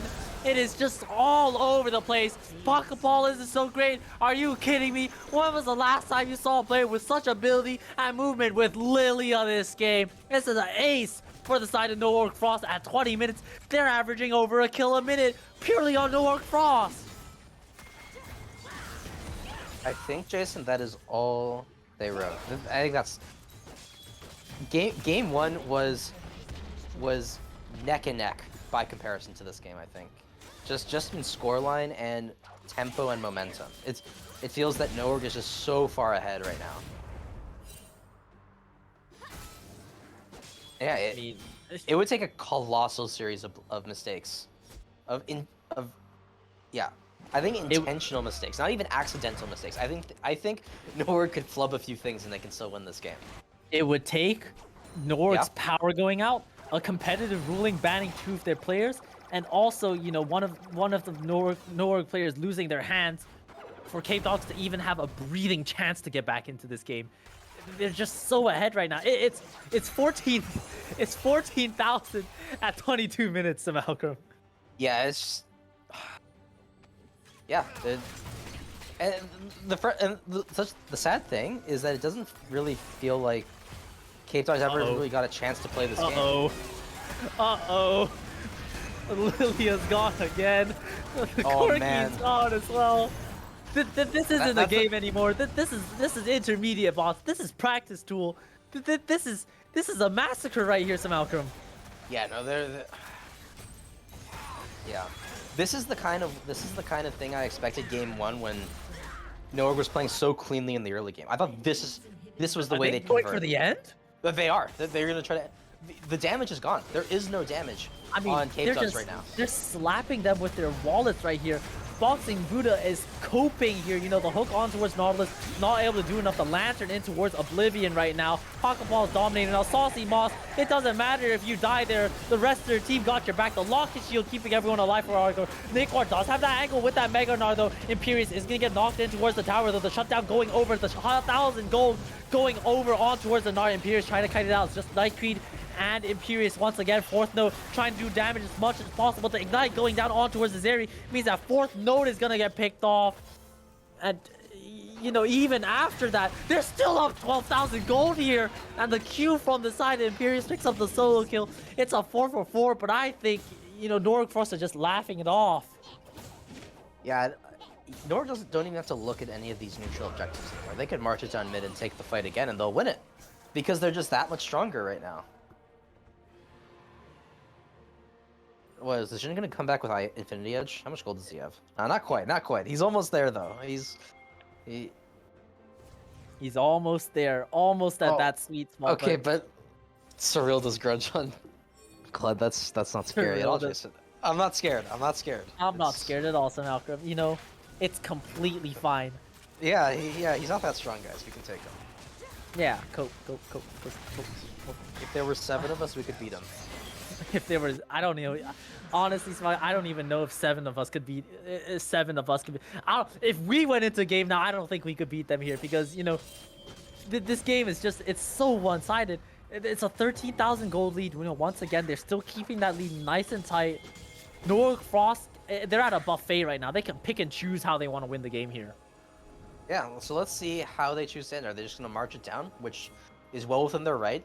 They did the hard work of inflating their wallets. They can just slap the team of Capedogs with it and close the game right here, which Oh no.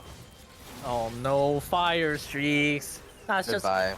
at this point, Noah Cross are just farming themselves up for do-on Oh stats no. because look at Boxing Buddha, you're forced to just jump out. They're not even allowed to go to their tier 2 towers, Malcolm. Yeah, and they have full vision of this Baron being taken, and they just can't get in because they're just getting. Prowler's calling in. He's a madman. Look at the Kled go. Oh, Saucy Moss is in as well. The counter not able to fire the mark there. Baron going down here for the side of Noah Cross now. But look at Boxing Buddha. He's trying to cope so hard. That's another death. That's a 0-9 into Zach here. Saucy Moss pissed off the hill. There's a trade kill on towards the Nautilus, but once again the flash in from the Lilia. That's another kill going over. Saucy Moss jumps in as well. Fire streaks and Nikor can't do anything. They are going to trade the kill on towards the Kiana here, but everything is just semantics here. They're farming for KDA. They're farming for stats here, and just like that, an unsuspenseful game 3. All the shutdown going over, but just like that, if they keep baiting me here, an unsuspenseful game 3 leads to Noah Cross taking the series. And what a statement game 3. Game 1 was just the practice run, Jason. They threw it a little bit to keep us interested. Game 2 was a bit unfortunate. I mean, a bit unfortunate. We'll